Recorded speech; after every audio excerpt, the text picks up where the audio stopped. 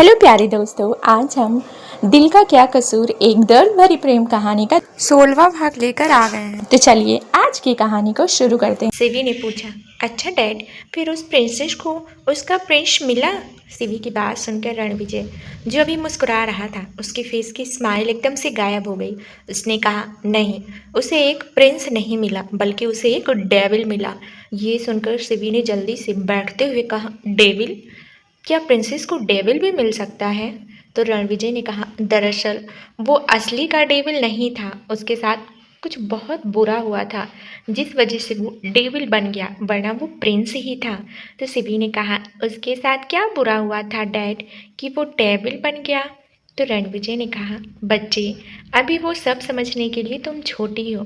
बस इतना समझ जाओ कि वो प्रिंस से डेविल बन चुका था और उसने प्रिंसेस को बहुत परेशान किया, जिस वजह से प्रिंसेस उस डेविल को छोड़कर वहाँ से चली गई। बाद में डेविल को अपनी गलती का एहसास हुआ और उसने प्रिंसेस को सब जगह ढूंढा, पर प्रिंसेस उसे कहीं नहीं मिली। कुछ वक्त बाद डेविल को अपनी प्रिंसेस एक छोटी सी शहर में मिली, लेकिन तब उसे पता चला कि उसकी तो एक छोटी सी क्यूट सी बेटी भी है। ये सुनकर सिवी ने चहकते हुए कहा, वाओ, बेटी तो बिल्कुल मेरी तरह होगी ना, एकदम क्यूट सी। तो रणविजय ने उसके गुलाबी गालों को पिंच करते हुए कहा, यस बेबी, वो बिल्कुल तुम्हारी तरह थी, बहुत ही क्यूट सी। फिर उसके डैड अपनी प्रिंसेस और अपनी छोटी सी क्यूट सी प्रिंसेस को भी अपने साथ ले आए। ये सुनकर शिवी बहुत ज़्यादा खुशी से उछलने लगी। फिर वो अपने डैड के पास रहने लगी ना डैड। तो रणविजय ने कहा, हाँ बेबी, अब तो वो हमेशा अपनी डैड के पास रहेगी और उसके डैड उसे हमेशा प्रोटेक्ट करेंगे।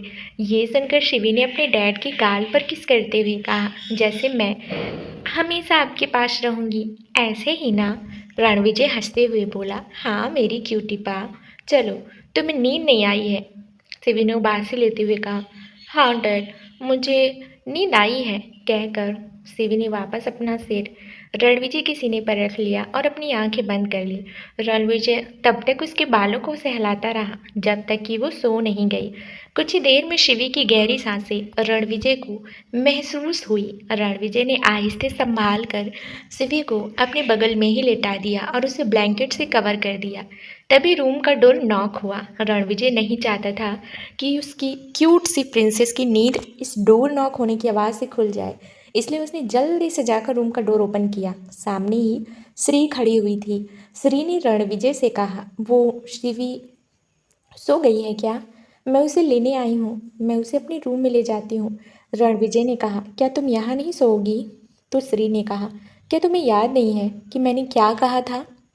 तब रणविजय को याद आया कि श्री ने क्या शर्त रखी थी। उसने कहा, ठीक है, पर तुम कुछ देर के लिए अंदर आ सकती हो। श्री ने कहा, नहीं, मुझे अंदर नहीं आना। दरअसल श्री जानबूझकर अंदर नहीं जाना चाहती थी, क्योंकि इस कमरे से उसके कई सारी यादें जुड़ी थी, कुछ अच्छी और कहीं ज़्यादा बुरी भी। रणविजय श्री के चेहरे से ही समझ गया था कि श्री क्या सोच रही है। उसने कहा, श्री, पर कुछ वक्त बाद तुम्हें इस रूम में आना ही होगा ना? श्री ने कहा, वो वक्त आने पर देखा जाएगा, फिलहाल तो मुझे सिवी को दे दो, मैं उसे ले जाती हूँ। रणविजय ने कहा, उसे मेरे पास ही सोने दो।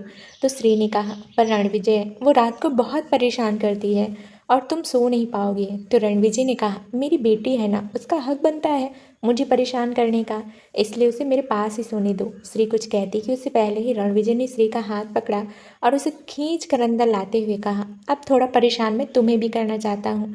रणविजय के अचानक ऐसे खींचने से श्री हड़बड़ा गई। रणविजय ने डोर बंद किया और श्री को दरवाजे से सटाते हुए कहा, इतना नखरी क्यों दिखा रही थी अंदर आने के लिए? तो श्री ने रणविजय के सीने पर हाथ रखते हुए कहा, मैं नखरे नहीं दिखा रही थी, बस मैं अंदर नहीं आना चाहती थी। कहते हुए श्री उस रूम को देखने लगी। उस रूम को देखकर श्री को एक अजीब सी फीलिंग आ रही थी, इसलिए उसने वापस अपनी नज़रें रणविजय पर टिका ली। रणविजय ने कहा, श्री, ये हमारा रूम है, जानता हूँ तुम्हारी बहुत सारी बुरी यादें इस रूम से जुड़ी हैं, लेकिन एक वक्त आएगा जब तुम्हारी खूबसूरत यादें ही इस रूम से जुड़ी होंगी। श्री ने थोड़ा इमोशनल होते हुए कहा, पता नहीं ऐसा होगा कि नहीं। रणविजय ने श्री के चिन को पकड़कर उसका चेहरा ऊपर किया और कहा, ऐसा डेफिनेटली होगा, क्योंकि बहुत जल्द मैं तुमसे शादी करूंगा। एक बार फिर से पूरी दुनिया के सामने तुम्हें अपनी बीवी के रूप में एक्सेप्ट करूंगा। कहते हुए रणविजय श्री की तरफ झुका तो श्री ने अपना चेहरा दूसरी तरफ करते हुए कहा, जब बीवी बनाओगी तब देखी जाएगी, अभी तो मेरे पास मत आओ ना। तो रणविजय ने मुस्कुराते हुए कहा, तो उससे पहले गर्लफ्रेंड तो बनाऊंगा ना, तो गर्लफ्रेंड के करीब तो आ सकता हूँ। तो श्री ने कहा, पर गर्लफ्रेंड बनी नहीं हूँ अभी तुम्हारी। तुमने अभी तक ऐसा कुछ नहीं किया है कि मैं तुम्हारी गर्लफ्रेंड बनूं। रणविजय, जो श्री के काफ़ी करीब था, उसने श्री की फॉरहेड को किस करते हुए कहा, ठीक है, तो गर्लफ्रेंड बनाने के बाद ही तुम्हें किस करूँगा। वैसे तुम चाहो तो यहाँ सो सकती हो, मैं सोफे पर सो जाऊँगा। श्री ने कहा, नहीं, मुझे यहाँ नहीं सोना है। तभी उन दोनों के कानों में सेवी की आवाज़ आई। वो नींद में ही अपनी मम्मा को पुकार रही थी। रणविजय श्री से दूर हो गया और श्री नीचे आकर जल्दी से सेवी को हल्की हल्की थपकी देना शुरू कर दिया। रणविजय भी आकर शिवी की दूसरी तरफ लेट गया और अपने एक हाथ पर अपना सिर टिकाए अपने दूसरे हाथ से शिवी को धीरे धीरे थपकी देने लगा। रणविजय को अलग ही तरह का सुकून मिल रहा था। उसके रूम में खुद उसकी बीवी और उसकी बच्ची दोनों मौजूद थे और ये सुकून रणविजय के चेहरे पर भी आ रहा था। कुछ ही देर में शिवी वापस सो गई। श्री ने रणविजय से कहा, अगर ये तुम्हारे पास सो रही है तो मैं अपने रूम में जा रही हूँ। कहकर श्री जैसे ही उठने लगी, रणविजय ने उसके हाथ पर अपना हाथ रखते हुए कहा, तुम यहीं सो जाओ, हमारे बीच में शिवी भी सो रही है ना। श्री ने कुछ कहना चाहा, पर तभी रणविजय ने कहा, डोंट वरी, मैं तुम्हारी तरफ नहीं आऊँगा, वादा किया है ना। अब तो मैं तुम्हारे करीब तभी आऊँगा जब तुम मेरी बीवी के रूप में यहाँ मौजूद होगी। अब तो ठीक है ना। श्री ने कहा, ठीक है, फिर याद रखना, ये बॉर्डर क्रॉस मत करना। कहकर श्री ने अपना सिर पिलो पर रख लिया और अपनी आंखें बंद कर ली। श्री बहुत ज़्यादा थक चुकी थी, इसलिए आंख बंद करते ही उसे नींद भी आ गई। रणविजय के चेहरे पर भी एक अलग ही तरह का सुकून नजर आ रहा था। आखिर उसकी छोटी सी फैमिली उसके पास थी। रणविजय काफ़ी देर तक अपनी बेटी और अपनी बीवी को देखता रहा और कुछ ही देर में वो भी नींद के आगोश में चला गया। सुबह का वक्त, सभी लोग जाने के लिए रेडी थे। श्री और उसका परिवार अपने घर के लिए निकलने वाला था। कादम्बरी जी ने श्री का हाथ पकड़ते हुए कहा, श्री, तुम्हें भेज तो रही हूँ, लेकिन इस बार हमेशा के लिए यहाँ लाने के लिए, और पहले की तरह बिल्कुल मत करना। श्री ने कादम्बरी जी के हाथ पर दूसरा हाथ रखते हुए कहा, माँ, मैं अब कहीं नहीं जाऊंगी, आप चिंता मत कीजिए। श्री ने कादम्बरी जी का आशीर्वाद लिया। वहीं शिवी ने दादी के गले लगते हुए कहा, दादी, मैं भी आपके पास बहुत जल्दी आ जाऊंगी, आप चिंता मत करना। और मेरी ज़्यादा याद आए तो मुझे यहाँ बुला लेना, ठीक है। कादम्बरी जी ने प्यार से शिवी के फॉरहेड को चूमते हुए कहा, हाँ मेरी बच्ची, मुझे जब भी तुम्हारी याद आएगी मैं तुम्हारी डैड से कहूँगी कि वो तुम्हें मेरे पास ले आए, ठीक है। कुछ देर बाद श्री अपने माता पिता के साथ वहाँ से चली गई। रणविजय खुद उनको उनके घर तक छोड़ने गया। मनोज जी ने तो अपना वो वाला घर पहले ही बेच दिया था, लेकिन जब रणविजय को पता चला तो उसने उससे कई ज़्यादा कीमत देकर उस घर को वापस खरीद लिया था। वसुधा जी जब इतने सालों बाद अपने घर वापस लौटी तो उस घर को देखकर वो थोड़ा इमोशनल हो गई, क्योंकि उनकी बेटी शिवांगी की यादें इस घर में बसती थी। आज एक बार फिर से उनको शिवांगी की याद आने लगी और उनकी आंखें नम हो गई। मनोज जी ने वसुधा जी के कंधे को थामते हुए कहा, संभालिए खुद को वसुधा जी। वसुधा जी ने रूंधे गले से कहा, मनोज जी, माँ हूँ ना, मैंने अपनी इकलौती बच्ची को खोया है, इस दर्द को कैसे भूल जाऊं। तभी श्री ने आकर पीछे से वसुधा जी को गले से लगाकर उनके कंधे पर सिर टिकाते हुए कहा, माँ, ऐसे क्यों बोल रही हो, मैं भी तो आपकी बेटी हूँ ना। मुझे पता है मैं शिवांगी दीदी की कमी पूरी नहीं कर सकती हूँ, पर आपको ढेर सारा प्यार और उनकी तरह आपका ख्याल तो रख सकती हूँ ना। वसुधा जी ने प्यार से श्री के गाल पर हाथ रखते हुए कहा, हाँ मेरी बच्ची, अब तुम्हें देखकर ही तो जी रही हूँ मैं, और तुम शिवी दोनों ही मेरे लिए बहुत अनमोल हो। श्री ने कहा, तो फिर आप ऐसे रोया मत कीजिए, हमें अच्छा नहीं लगता। तभी सी वहाँ भागते हुए आई और वसुधा जी के पैरों से लिपटते हुए बोली, नानी चलो ना, पूरा घर देखते हैं, ये घर तो बहुत प्यारा है। वसुधा जी ने मुस्कुराते हुए कहा, हाँ चलो, मैं तुम्हें पूरा घर दिखाती हूँ। कहकर वसुधा जी शिवी को लेकर वहाँ से चली गई। श्री ने मुस्कुराते हुए मनोज जी की तरफ देखा और कहा, पापा, इस घर में वापस आकर मुझे बहुत अच्छा लग रहा है। मुझे तो ऐसा लग रहा है जैसे मैं अपने घर लौट आई हूँ। मनोज जी ने कहा, हाँ बेटा, तुम्हारा बचपन यहीं बीता है ना, इसलिए।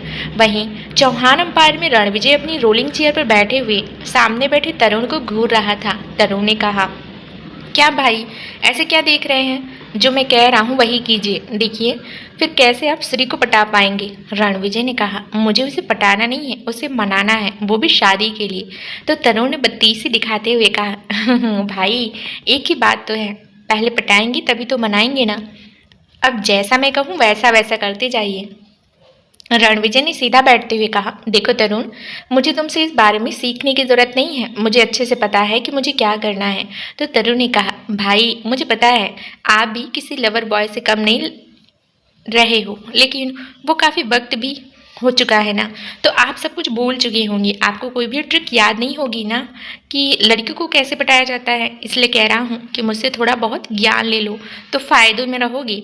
श्री को जल्दी ही शादी के लिए कन्वेंस कर पाओगी। रणविजय को तरुण की बात कहीं ना कहीं सही लगी, इसलिए उसने अपना गला साफ करते हुए कहा,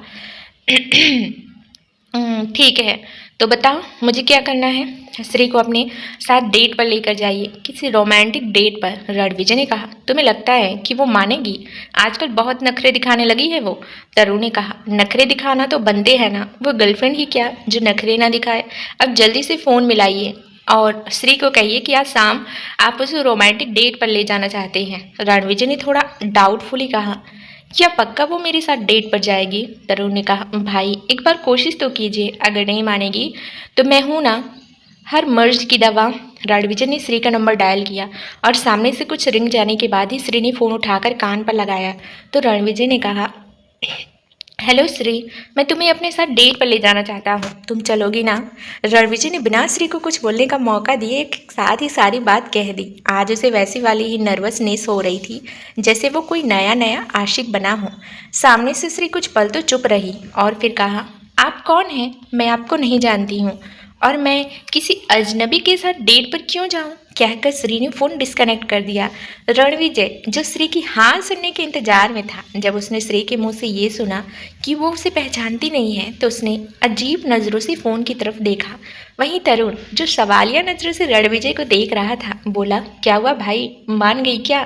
तो रणविजय ने उसे घूरते हुए कहा, मानी नहीं है बल्कि मुझे पहचानने से ही इनकार कर दिया है। कह रही है। कहकर रणविजय ने वापस फ़ोन को डेस्क पर रखा और फ्रस्ट्रेट होकर चेयर पर लीन होकर बैठ गया। रणविजय की शक्ल देखकर अब तरुण को हंसी आ रही थी। उसने कहा, भाई कोई बात नहीं भाई, मैं उसे कन्विंस करूंगा कि वो आपके साथ डेट पर जाए, बस आप डेट अरेंज कीजिए। रणविजय ने कहा, पक्का तुम उसे मना लोगी? तो तरुण ने अपना कॉलर ऊपर करते हुए कहा, भाई आप मुझे कह रहे हो दुनिया की ऐसी कोई लड़की नहीं है जिसे मैं ना मना सकूं? तो रणविजय ने कहा, तुम अपनी भाभी के बारे में बात कर रहे हो तरुण, सोच कर बोलो। तो तरुण ने हड़बड़ाते हुए कहा, वो मेरा मतलब है भाभी भी तो लड़की ही है ना, तो मैं तो सिर्फ कन्विंस करने की बात कर रहा था, मैं कौन सा श्री को डेट पर ले जाने वाला हूँ। अच्छा मैं चलता हूँ, मुझे थोड़ा काम है। तरुण जल्दी से खड़ा हुआ और कैबिन से बाहर निकल गया। रणविजय ने कहा कि क्या वाकई में श्री को मना लेगा और श्री इसकी बात मान सकती है, तो मेरी क्यों नहीं? वाकई में सही कहा तरुण ने, लड़कियों के नखरे बहुत होते हैं, पर शिवांगी तो नखरे वाली नहीं थी। तभी कुछ याद आते ही उसकी फेस पर स्माइल आ गई। उसने मुस्कुराते हुए कहा, नहीं वो भी कम नखरे वाली नहीं थी, बड़ी मुश्किल से मानी थी पहली बार डेट पर जाने के लिए। दूसरी तरफ निक्कू हॉल में ही कादम्बरी जी के साथ बैठी हुई थी। कादम्बरी जी निक्कू से बातें कर रही थी, पर निक्कू उनको बस हाँ या ना में ही जवाब दे रही थी।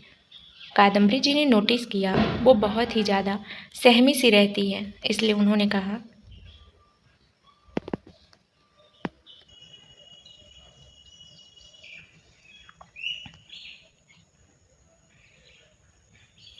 कादम्बरी जी ने नोटिस किया वो बहुत ही ज़्यादा सहमी सी रहती है, इसलिए उन्होंने कहा, बेटा क्या बात है, तुम इतना डरी हुई क्यों रहती हो? या कोई बात है तो मुझे बता सकती हो, आखिर मैं भी तुम्हारी माँ जैसी हूँ। कादम्बरी जी की बात सुनकर निकू ने एक फीकी से स्माइल के साथ कहा, नहीं आंटी, ऐसी कोई बात नहीं है, वो मैं अभी यहाँ नई आई हूँ ना, तो इसलिए पर आप चिंता मत कीजिए, कुछ दिन बाद मैं बिल्कुल ठीक हो जाऊंगी, जब मुझे यहाँ की आदत हो जाएगी। कादम्बरी जी ने हंसते हुए कहा, ठीक है बेटा, तुम कह रही हो तो मान लेती हूँ, और तुम यहाँ पर किसी भी तरह की झिझक मत करना, ये घर तुम अपना ही समझना, ठीक है ना। कादम्बरी जी की बात सुनकर निकू की फेस पर स्माइल आ गई और उसने धीरे से अपना सिर हाँ में हिलाया। फिर कुछ सोचते हुए कहा, आंटी क्या मैं बाहर जाऊँ? कादम्बरी जी ने पूछा, बाहर क्यों बेटा? आंटी मुझे ना बाहर बगीचा देखना है, पता है बाहर बहुत सारे फूल भी हैं। कादम्बरी जी ने हंसते हुए कहा, ठीक है बेटा जाओ, मैं भी अपने रूम में ही जा रही हूँ।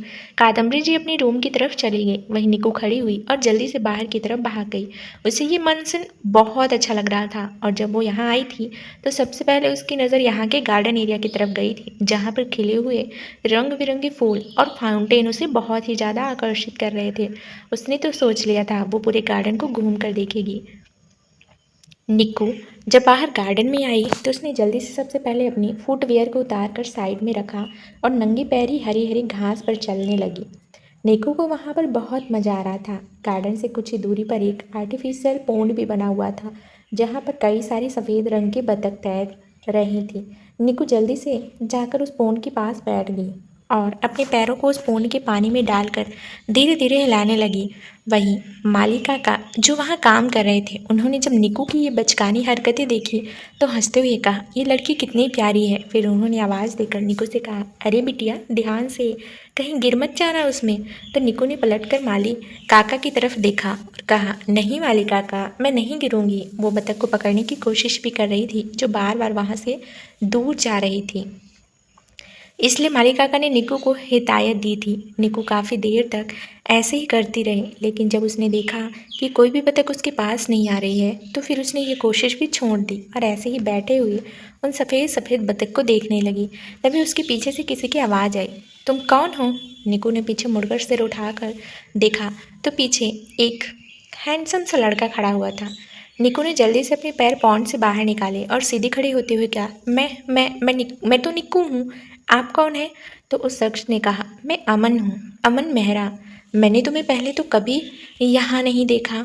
तो निक्कू ने कहा, मैं कल ही यहाँ आई हूँ तरुण जी और रणविजय जी के साथ। अमन ने मन ही मन कहा, क्या वो दोनों इसे जानते हैं? पर ये है कौन? मैं तो रणविजय के सारे रिश्तेदारों को जानता हूँ, उनमें तो कोई भी नहीं है। तभी अमन की नज़र निक्कू के गले में डाले हुए मंगलसूत्र और मांग में भरे हुए सिंदूर पर गई और पूछा, तुम मैरिड हो? दरअसल अमन को थोड़ी हैरानी भी हो रही थी, क्योंकि वो निक्कू को देखकर समझ गया था कि निक्कू बहुत ही कम उम्र की लड़की है। तो निक्कू ने शर्मा कर अपना सिर नीचे झुकाया और धीरे से अपना सिर हाँ में हिलाया। तो अमन ने कहा, पर तुम्हारी तो उम्र भी नहीं है शादी करने की, इतनी जल्दी कैसे? अमन की बात पर निक्कू ने कुछ भी नहीं कहा और ऐसे ही खड़ी रही। अमन समझ गया कि निक्कू उसकी बात का जवाब नहीं देना चाहती है। फिर उसने बात बदलते हुए कहा, वैसे तुम कहाँ रहती हो? तो निक्कू ने वापस अमन की तरफ देखते हुए कहा, मैं मसूरी में रहती हूँ, पर अब मैं यहाँ रहूँगी। अमन को वो बहुत ही प्यारी बच्ची की तरह लग रही थी। अमन ने पूछा, तुम्हारा नाम क्या है? तो निक्कू ने कहा, मेरा नाम निक्कू है। वैसे तो मेरा नाम निकिता है, पर सभी मुझे निक्कू कहते हैं।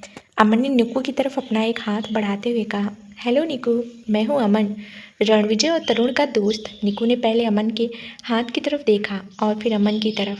उसे नहीं पता था कि हैंडशेक करना भी होता है, तो अमन ने अपनी भौहें चढ़ाते हुए उसे हैंडशेक करने का इशारा किया। क्या देख रही हो, हाथ मिलाओ। निक्कू ने धीरे से अपना हाथ अमन के हाथ में दे दिया, तो अमन ने उसके हाथ को पकड़ते हुए कहा, निक्कू तुम्हारे हाथ तो कॉटन की तरह सॉफ्ट है। अमन के ऐसा कहने से निक्कू का चेहरा शर्म से लाल हो गया। तभी तरुण की आवाज़ वहाँ पर आई, क्या हो रहा है यहाँ पर?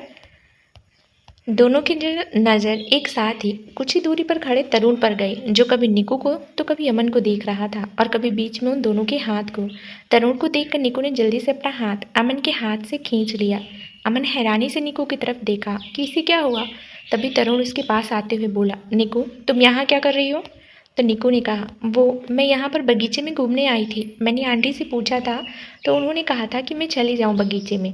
निक्कू को तरुण से इतना घबराते देखकर अमन को थोड़ा डाउट हुआ। उसने निक्कू से कहा, तो तुम इतना घबरा क्यों रही हो? वो तुमसे पूछ ही तो रहा है। तो तरुण ने कहा, निक्कू तुम अंदर जाओ। निक्कू ने एक नज़र अमन की तरफ देखा और फिर तरुण की तरफ और फिर धीरे से अपना सर हाँ में हिलाकर जल्दी से वहाँ से भाग गया। अमन ने उसे जाते हुए देखा और फिर तरुण से कहा, तुम इसे इतना रूडली बात क्यों कर रहे हो और हक तो ऐसे जता रहे हो जैसे तुम्हारी बीवी हो। तरुण के मुंह से अचानक निकला, मेरी बीवी ही तो है। पर तरुण ने ये बात इतनी धीरे से कही थी कि अमन सुन नहीं पाया था। लेकिन तभी तरुण ने हड़बड़ाते हुए कहा, अरे मेरी नहीं, मतलब मेरा मतलब किसी और की बीवी है। देखा नहीं, उसने मांग में सिंदूर और गले में मंगलसूत्र डाला हुआ है। अमन ने कहा, हाँ, इस बात की हैरानी तो मुझे भी हुई है। अभी तो उसकी उम्र कितनी कम है और अभी से शादी। तरुण ने कहा, अब ये तो वो जाने या उसके पेरेंट्स जाने। वैसे तुम यहाँ क्यों आए थे? अमन ने कहा, वो मैं आंटी से मिलने के लिए आया था। जब मैंने उस लड़की को वहाँ देखा तो यहाँ आ गया। मैंने पहले कभी उसे घर में देखा नहीं था। वैसे तुम उसे कैसे जानते हो और क्या वो लड़की तुम्हारी किसी रिश्तेदार है जिसे मैं नहीं जानता? तो तरुण ने कहा, नहीं नहीं, वो मसूरी में रहती है। दरअसल बेचारी अकेली लड़की थी और बहुत ज़्यादा मुसीबत में, तो इसलिए मैं और भाई उसे यहाँ ले आए। तरुण की बात सुनकर अमन ने उसे शक भरी निगाह से देखा और कहा, तरुण, मुझे ऐसा क्यों लग रहा है कि तुम मुझसे कुछ छुपा रहे हो। सच सच बताओ, कौन है निक्कू? तरुण जानता था कि वो ज़्यादा देर तक अमन से इस बात को नहीं छिपा सकता, इसलिए बोला, चलो स्टडी रूम में बताता हूँ सब, और पहले ये प्रॉमिस करो कि तुम किसी को कुछ नहीं बता कहोगे। अमन ने अपने दोनों हाथ पॉकेट में डालते हुए कहा, अब तुम्हारे सारे कांड मैंने ही छुपाए हुए हैं। कहीं तुमने इस लड़की के साथ भी? तो तरुण ने कहा, कुछ नहीं किया है, बल्कि हम दोनों के साथ में कांड हो गया। अमन ने हंसते हुए कहा, तुम मेरे साथ चलो स्टडी रूम में। अब तो मुझे जानने की और भी ज़्यादा क्यूरियसिटी हो रही है कि आखिर ऐसा हुआ क्या। कुछ देर बाद स्टडी रूम में अमन हैरानी से तरुण को देख रहा था। वहीं तरुण अजीब से एक्सप्रेशन के साथ सोफे पर बैठा हुआ था। अमन ने कहा, वाकई में उन लोगों ने तुम्हारी और निकू की शादी ज़बरदस्ती करवा दी। तरुण ने कहा, हाँ वही तो। अब भाई कहते हैं, चाहे मैं मानूं या ना मानूं, निकू मेरी जिम्मेदारी है, तो मुझे उसे अपने साथ रखना ही होगा। अमन ने भी सोफे पर बैठते हुए कहा, रणविजय गलत नहीं कह रहा है। तुम्हारी और निकू की शादी हुई है और उस बेचारी का तो कोई है भी नहीं। अगर तुम उसे ऐसे ही वहाँ अकेले छोड़ कर आ जाते तो तुम भी जानते हो ना ये दुनिया कैसी है। वो बेचारी कैसे खुद को सेफ रखती। उसके पास तो परिवार भी ऐसा है जो किसी दुश्मन से कम नहीं। तरुण ने कहा, तुम्हारी बात बिल्कुल सही है अमन, पर मैं उसे अपनी बीवी कैसे मान लूँ? तुम जानते हो कि शादी वाले शब्द में इंटरेस्टेड कभी नहीं था मैं, और मुझे मेरी आज़ादी बहुत प्यारी है। ठीक है, उसके लिए मेरी कोई जिम्मेदारी है, वो मैं निभाऊंगा, लेकिन उसे कभी अपनी बीवी का दर्जा नहीं दूंगा। अमन ने कहा, वो लड़की भोली है और तुमने देखा ना, वो अपना मंगलसूत्र उतारने के लिए भी तैयार नहीं है। तो खुद सोचो कि उसके लिए ये शादी कितनी मायने रखती है। मेरे ख्याल से तुम भी उसके साथ गलती कर रहे हो। तरुण ने फ्रस्ट्रेट होते हुए कहा, तो तुम क्या चाहते हो कि उसे अपनी बीवी बना लूं? अमन ने अपने कंधे उचकाते हुए कहा, वो तुम्हारी बीवी है तरुण, अब बनाओगी क्या? बस तुम्हारी मानने की देरी है। अमन की बात सुनकर तरुण ने चढ़ते हुए कहा, नो वे, ऐसा कभी नहीं होगा। भाई के कहने पर ही मैंने उसे साथ में लेकर तो आया हूँ, पर इसका मतलब ये नहीं कि मेरा उसके साथ कोई रिश्ता बन गया है।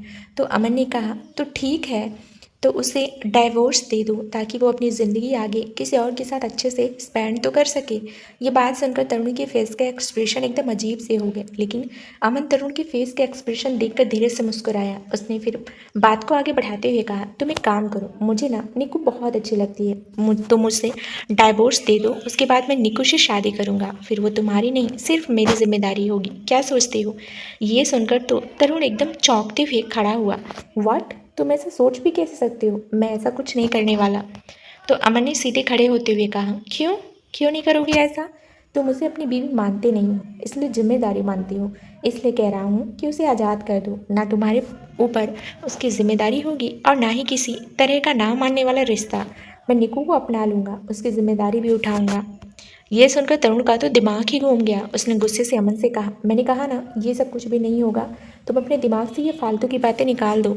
दरअसल अमन जानबूझकर तरुण को गुस्सा दिला रहा था। वहीं तरुण जैसे ही रूम से बाहर जाने लगा, अमन ने पीछे से आवाज़ देते हुए कहा, सोच लो, तुम्हारे ही फायदे की बात कर रहा हूँ। तुम्हें तो आज़ादी चाहिए ना, तो आज़ादी दे तो रहा हूँ तुम्हें हमेशा के लिए निकू से।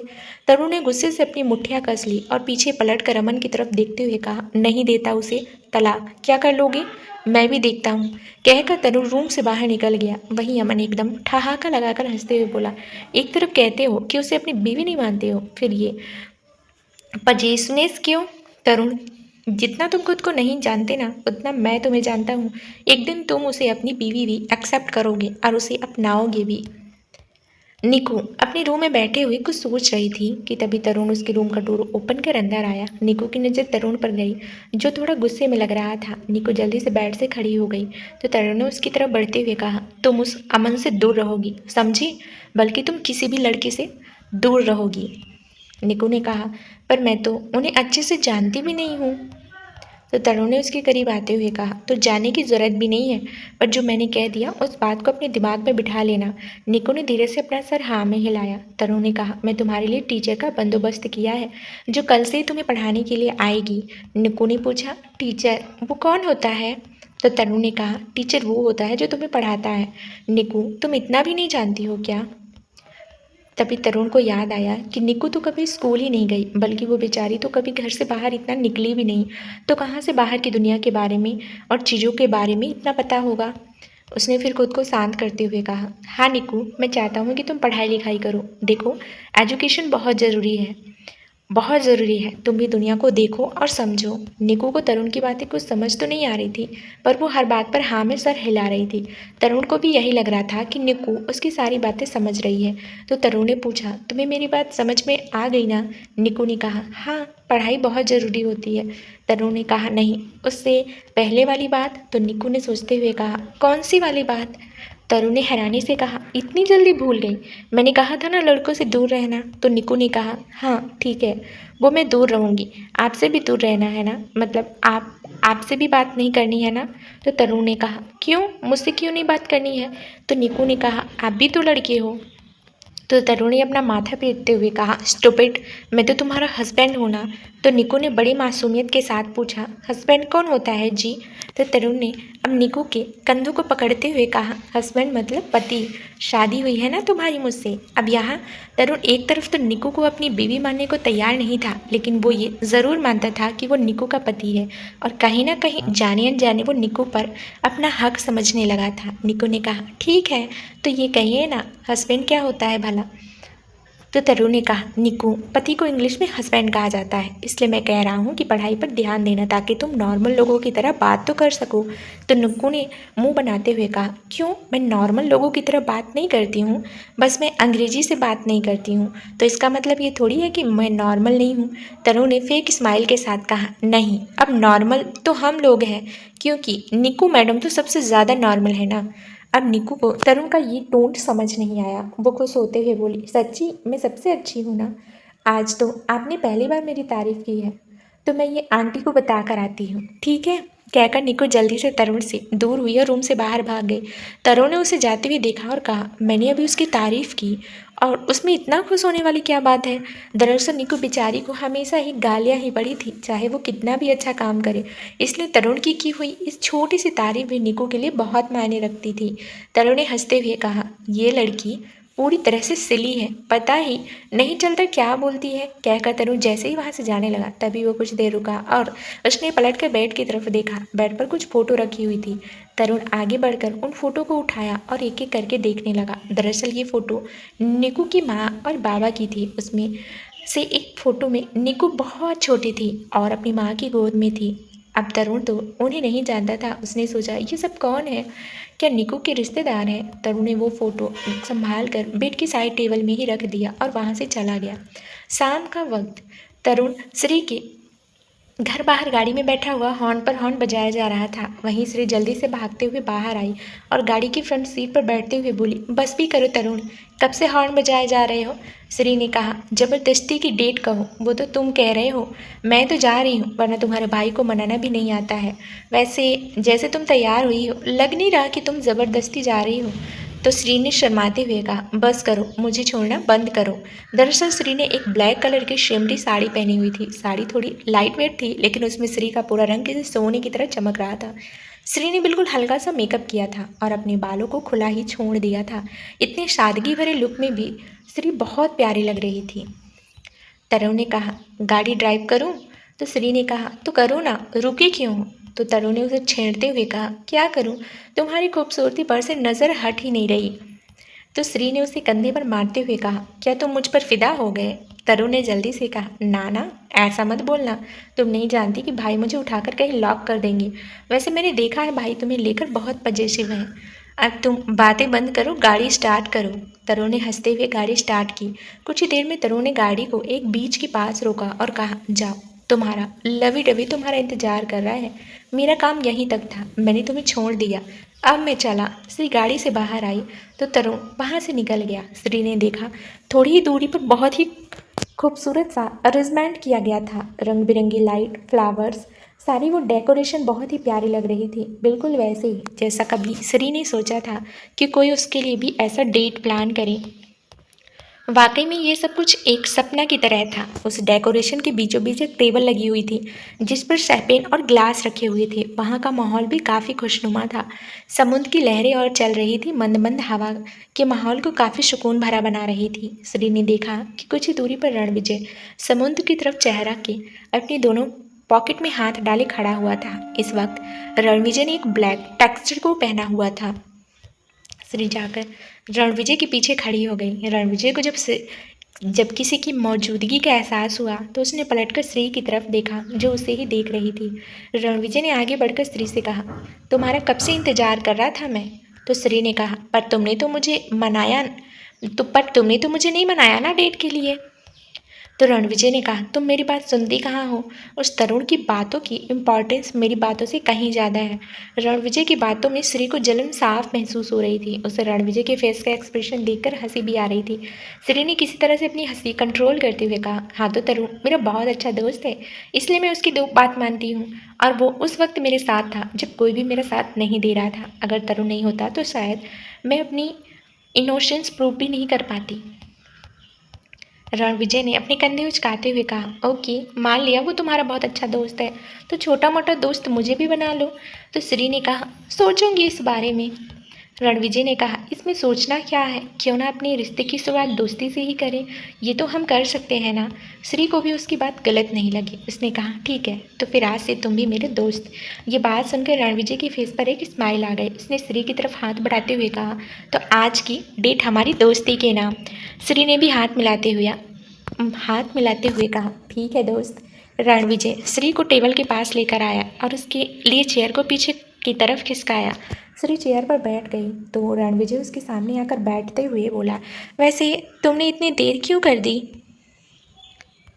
तो श्री ने मुंह बनाते हुए कहा, मैं रेडी हो रही थी और मैंने इतनी मेहनत की रेडी होने में, तब पर तुम भी कैसे दोस्त हो, मेरी एक बार तारीफ भी नहीं की। दरअसल रणविजय तो पहले ही श्री को उस ब्लैक साड़ी में देखकर उस पर फिदा हो गया था, लेकिन वो जानबूझकर श्री को परेशान कर रहा था।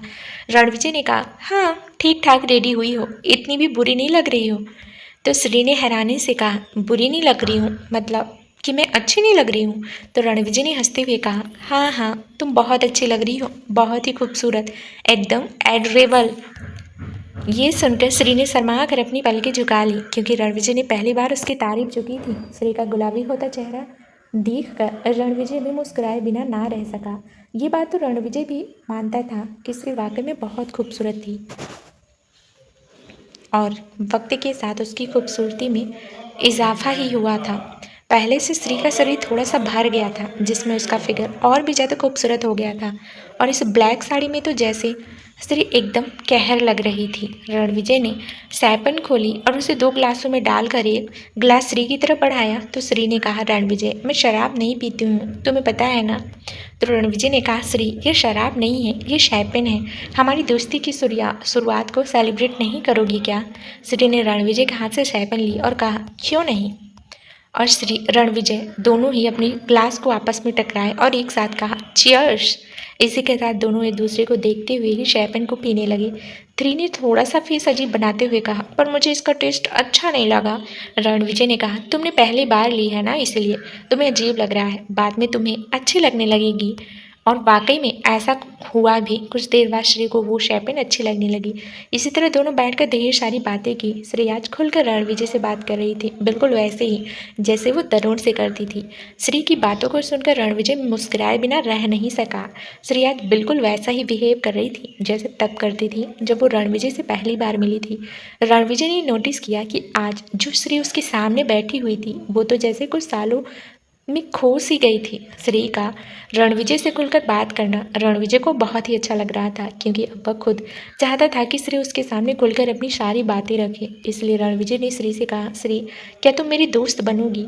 श्री जो अपने ही दिल में बोली जा रही थी, अचानक रणविजय के ऐसा कहने से चुप हो गई और रणविजय को देखने लगी। तो रणविजय ने श्री से कहा, हम गर्लफ्रेंड बॉयफ्रेंड तभी बनेंगे ना जब दोस्त बनकर दूसरे को अच्छे से जानेंगे। तब श्री ने कहा, ठीक है, मैं तुम्हारी दोस्ती एक्सेप्ट करती हूँ, लेकिन याद रखना मैं अपने दोस्तों को परेशान भी बहुत करती हूँ, चाहे तो तरुण से पूछ लो। रणविजय ने हंसते हुए कहा, तुम्हें जितना परेशान करना है मुझे कर लेना, मुझे कोई दिक्कत नहीं है। तो श्री ने जल्दी से अपना हाथ बढ़ाते हुए कहा, तुम मिलाओ इसी बात पर हाथ। रणविजय ने हंसते हुए श्री के हाथ से हैंडशेक करते हुए कहा, ठीक है, तो आज से हम दोनों अच्छे दोस्त हैं और दोस्ती का पहला रूल कि हम अपनी परेशानी कभी भी एक दूसरे से नहीं छुपाएंगे, मंजूर है ना?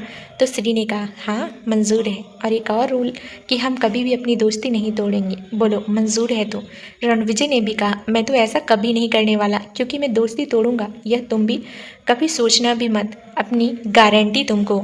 श्री ने भी एटीट्यूड के साथ कहा, मैं कोई भी रिश्ता तोड़ने के लिए नहीं बनाती हूँ रणविजय।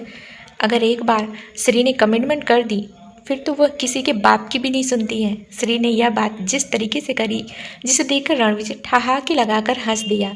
वह दोनों काफ़ी देर तक वहाँ बातें करते रहे और कुछ देर बाद श्री और रणविजय वहीं समुद्र के किनारे पर नंगे पांव टहलने लगी।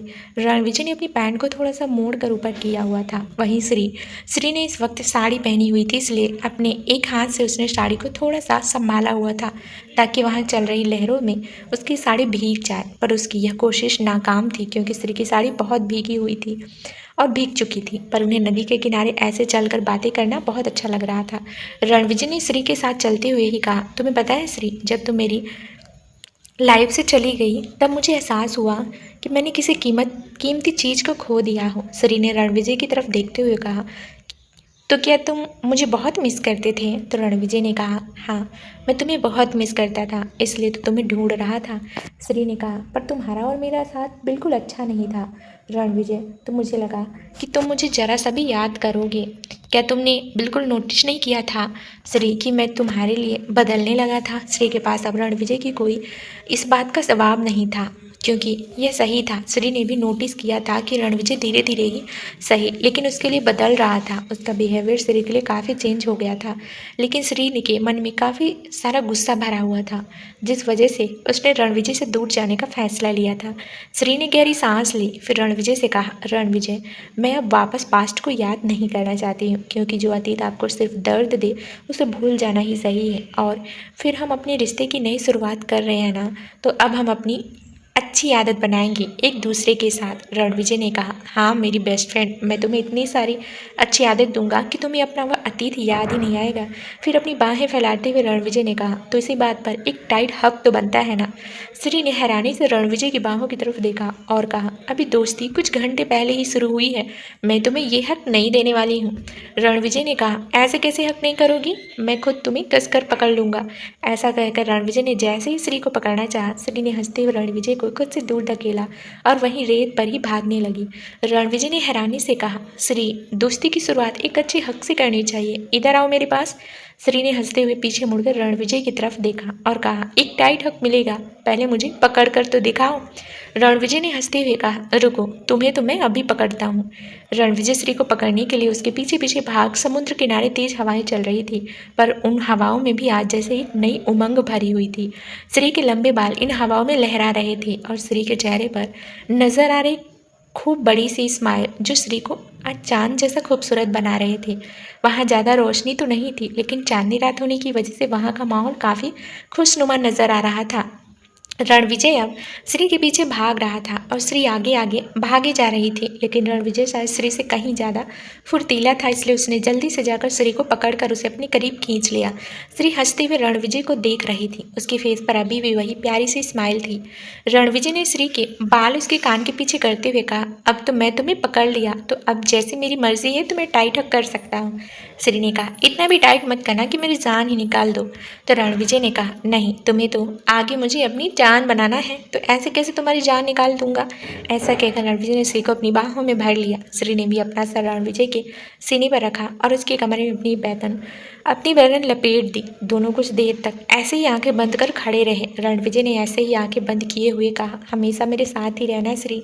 तुम्हें गुस्सा आए तो गुस्सा करना, चिल्लाना, गालियाँ देना, पर कभी मुझे छोड़कर मत जाना। श्री ने भी हंसते हुए कहा, चिंता मत करो, जिंदगी भर तुम्हारी यह दोस्त तुम्हारे सिर पर सवार रहेगी। कहा ना अपने दोस्तों को बड़ा परेशान करती हूँ। रणविजय ने हंसते हुए कहा, तुम्हें तो अपनी पलकों पर बिठा कर रखने का इरादा है सारी जिंदगी। तभी श्री ने कहा, अब मुझे जल्दी घर छोड़ दो। तुम्हारी बेटी तब तक नहीं सोएगी जब तक कि मैं उसे स्टोरी ना सुना दूँ। रणविजय ने उसे दूर करते हुए कहा, तुम लोग कब मेरे पास आकर रहोगे। श्री, मुझे अपनी फैमिली कंप्लीट करनी चाहिए, मेरे साथ और हमेशा मेरे पास। श्री ने कहा, रणविजय वह दिन भी ज़रूर आएगा, सब कुछ होगा, वह भी बड़ी खूबसूरती के साथ। और रणविजय ने कहा, हाँ खूबसूरत तो होगा जब तुम मेरे पास होगी। मेरी लिटिल दोस्त को अब ज़्यादा परेशान नहीं करूँगा, चलो तुम्हें घर छोड़ दूँ। एक खुशनुमा शाम बिताने के बाद रणविजय ने श्री को उसके घर ड्रॉप कर दिया और जाते जाते वह अपनी बेटी शिवी से मिलना नहीं भूला। वहीं चौहान हवेली में निक्कू पर्स पर आलती पालती मारी तरुण के सामने बैठी हुई थी। तरुण सामने सोफे पर बैठा हुआ था और निक्कू को घूर रहा था। तरुण के ऐसे घूरने से निक्कू ने अपना चेहरा झुका लिया था, क्योंकि उसे तरुण के ऐसे घूरने से डर लग रहा था। जब काफ़ी देर तक तरुण ने कुछ नहीं कहा तो निक्कू ने सर झुकाते हुए ही कहा, आप यहाँ पर मुझे ऐसे घूरने के लिए आए थे क्या? अगर आपका घूरना हो गया हो तो जाइए यहाँ से, मुझे सोना है। तरुण ने कहा, कुछ ज़्यादा नहीं बोलने लगी हो तुम?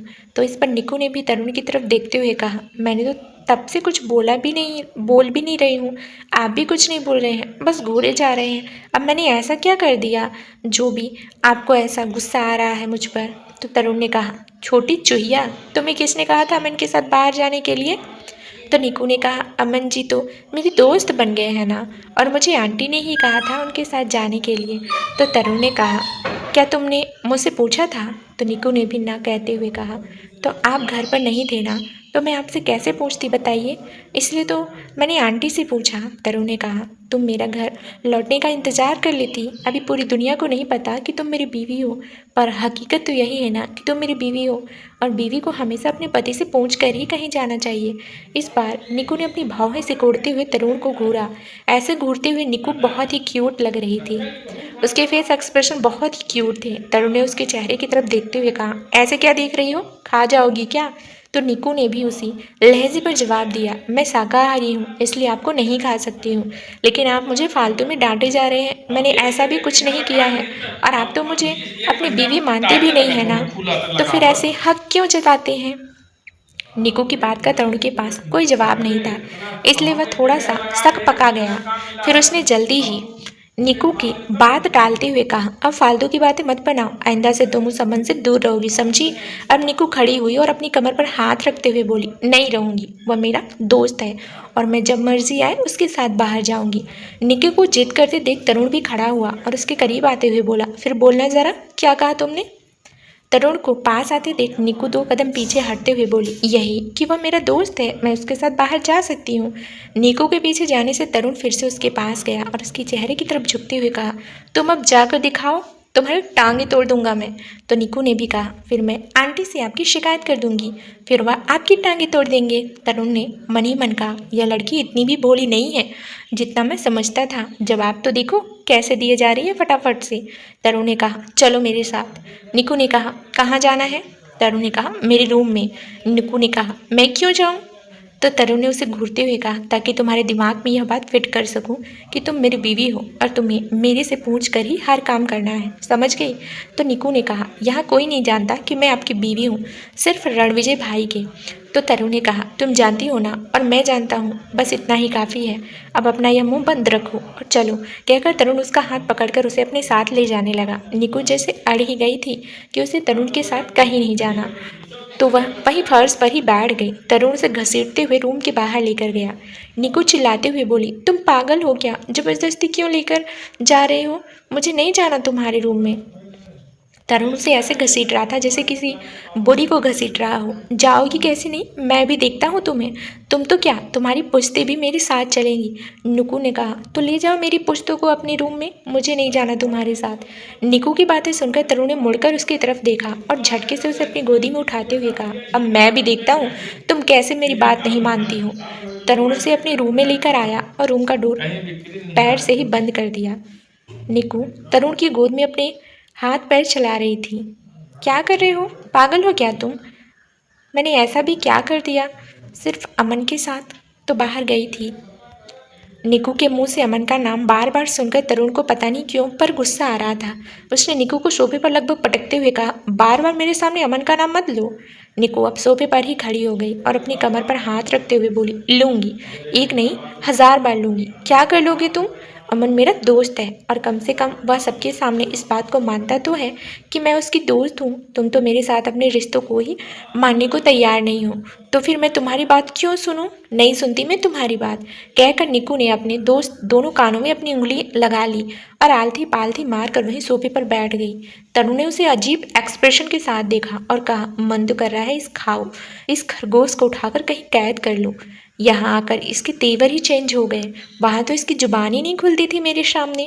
फिर एक गहरी सांस भरते हुए कहा, अभी रूम से बाहर जाने की सोचना भी मत, मैं चेंज करने जा रहा हूँ और अगर तुमने इस रूम से बाहर जाने की सोची भी तो तुम्हें इस बार रूम में नहीं लेकर आऊँगा, सीधा कबर्ड के अंदर लॉक कर दूंगा, समझी? पर निकू ने तो अपने कान बंद किए हुए थे तो उसे तो बात समझ ही नहीं आई। पर तरु ने फिर कहा, समझी कि नहीं? तो निकू ने कहा, यह बार बार होंठ क्यों हिला रहे हो, कहना क्या चाहते हो? निकू अब सोफे पर ही खड़ी हो गई और अपनी कमर पर हाथ रखते हुए बोली, लूंगी, एक नहीं 1000 बार लूंगी। क्या कर लोगे तुम? अमन मेरा दोस्त है और कम से कम वह सबके सामने इस बात को तो मानता है कि मैं उसकी दोस्त हूँ। तुम तो मेरे साथ अपने रिश्तों को ही मानने को तैयार नहीं हो, तो फिर मैं तुम्हारी बात क्यों सुनूं? नहीं सुनती मैं तुम्हारी बात, कहकर निकू ने अपने दोनों कानों में अपनी उंगलियां लगा ली और आलथी पालथी मारकर वहीं सोफे पर बैठ गई। तरु ने उसे अजीब एक्सप्रेशन के साथ देखा और कहा, मन तो कर रहा है इस खरगोश को उठाकर कहीं कैद कर दूं। यहाँ आकर इसके तेवर ही चेंज हो गए। वहाँ तो इसकी जबानी नहीं खुलती थी मेरे सामने। फिर एक गहरी सांस भरते हुए कहा, अभी रूम से बाहर जाने की सोचना भी मत, मैं चेंज करने जा रहा हूँ और अगर तुमने इस रूम से बाहर जाने की सोची भी तो तुम्हें इस बार रूम में नहीं लेकर आऊँगा, सीधा कबर्ड के अंदर लॉक कर दूंगा, समझी? पर निकू ने तो अपने कान बंद किए हुए थे तो उसे तो बात समझ में ही नहीं आई। पर तरुण ने फिर कहा, समझे कि नहीं? तो निकू ने कहा, जब बार बार होठ क्यों हिला रहे हो, कहना क्या चाहते हो? तो तरुण ने कसकर अपनी आंखें बंद की और निकू का एक हाथ उसके कान से हटाते हुए कहा, इडियट, बेवकूफ़ कहीं की, मैं कह रहा हूँ कि मैं तुमसे कह रहा हूँ कि बाहर मत जाना वरना लॉक कर दूंगा तुम्हें कवर्ड के अंदर। अब समझ गई कि नहीं? निकू ने अपना सिर जल्दी से हाँ में हिलाया और कहा, ठीक है, मैं सोफे पर ही सो जाऊंगी, तुम जाओ यहाँ से। निकू ने सोचा कि तरुण जैसे ही वॉशरूम में जाएगा तो वह चुपचाप रूम में से बाहर निकल जाएगी। तरुण ने भी उसे एक नज़र घूर कर देखा और अपने कपड़े लेकर वॉशरूम में घुस गया।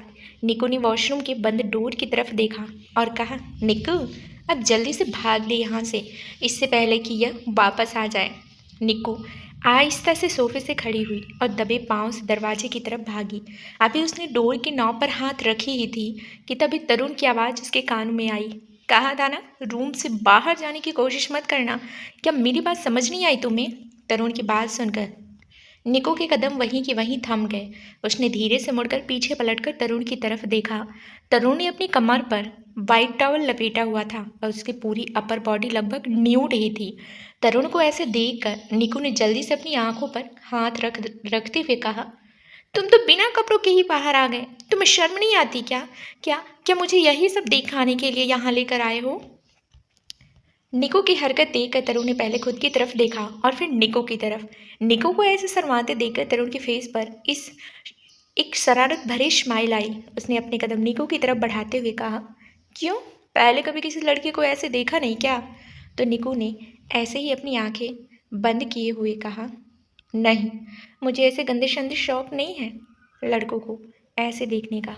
निको को ऐसा खुद से शर्माते देख कर तरुण को पता नहीं क्यों पर वो बहुत ही ज़्यादा क्यूट लग रही थी, क्योंकि शर्म से उसके गुलाबी लाल और भी गुलाबी होते जा रहे थे। उसने कसकर अपनी आंखें बंद की हुई थी। तरुण अब तक निकू के बहुत पास आ गया था। तरुण ने निकू का हाथ पकड़कर उसकी आंखों से हटाते हुए कहा, अब मजबूरी में ही सही, पर तुम्हारा पति हूँ तो मुझे ऐसे तो देख ही सकती हो ना। हालांकि ऐसा नहीं था कि तरुण के रिलेशन और किसी और लड़की के साथ ना रहे हों, पर वो सारी लड़कियां बहुत ही ज़्यादा बोल्ड थी, इसलिए शर्म की उम्मीद उन लोगों से करना तो वैसे ही बेफजूली ही थी। लेकिन निकू पहली लड़की थी जो तरुण से इतना शर्मा रही थी। तरुण ने निकू के चेहरे की तरफ झुकते हुए कहा, आंखें खोलो और देखो। निकू ने अपनी आंखें कसकर बंद किए हुए ही जल्दी से अपना चेहरा ना में हिलाया। नहीं नहीं, मुझे नहीं देखना, ये गंदी गंदी बातें नहीं सीखनी मुझे। तरुण ने एक तिरछी स्माइल के साथ कहा, ये गंदी बातें नहीं होती है निकू, कभी ना कभी तो तुम्हें मुझे ऐसे देखना ही होगा।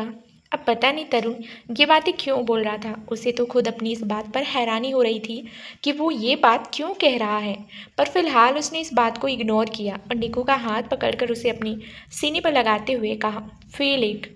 निकू ने जैसे ही अपना हाथ तरुण के मस्कुलर सीने पर महसूस किया, उसकी तो पूरी बॉडी में जैसे करंट सा दौड़ गया। कहाँ तो निक्कू आज तक किसी लड़की के करीब नहीं गई थी और किसी को ऐसी हालत में देखना तो उसने कभी सोचा भी नहीं था।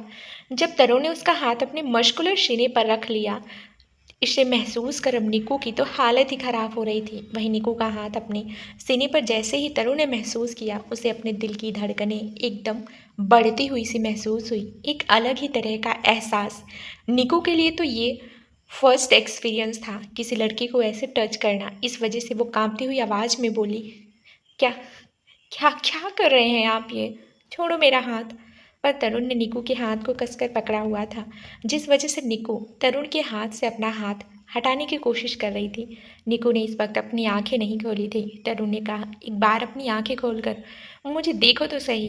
पता नहीं क्यों, पर तरुण को निकू को ऐसे परेशान करने में बड़ा मजा आने लगा था। निकू ने अपने पैर पटकते हुए कहा, मुझे नहीं देखना, मैं नहीं देखना चाहती आपको ऐसे। छोड़ो छोड़ो मेरा हाथ। कैसे गंदी गंदी बातें कर रहे हैं आप, मैं आंटी को जाकर बताऊंगी। तरुण ने कहा, बता दो, मैं भी कुछ दिनों में बता दूंगा कि तुम मेरी बीवी हो, और फिर तो उन्हें भी कोई फ़र्क नहीं पड़ेगा, क्योंकि हैंडसम वाइफ में ऐसी हस्बैंड वाइफ में ऐसी बातें तो होती रहती हैं। निकू ने चाहते हुए अपनी आंखें खोली और बड़ी आंखें करते हुए तरुण को देखने लगी, जैसे पूछ रही हो कि ये कैसी बातें कर रहे हो। उसे तो समझ ही नहीं आ रहा था कि एक तरफ तो तरुण पूरी दुनिया के सामने उसे अपनी बीवी एक्सेप्ट नहीं कर रहा, और फिर अब खुद ही कह रहा कि वो कादम्बरी जी को ये बात बता देगा कि निकू उसकी बीवी है। तो तरुण ने कहा, मैं मजाक कर रहा था, फालतू में ज़्यादा मत सोचो, मैं किसी को नहीं बताने वाला तुम मेरी बीवी हो। कहते हुए तरुण ने झटके से निकू का हाथ छोड़ दिया और कहा, चुपचाप जाकर शोबे पर बैठो, लेकिन दोबारा यहाँ से जाने की कोशिश की ना तो वही करूँगा जो मैंने तुम्हें कहा था।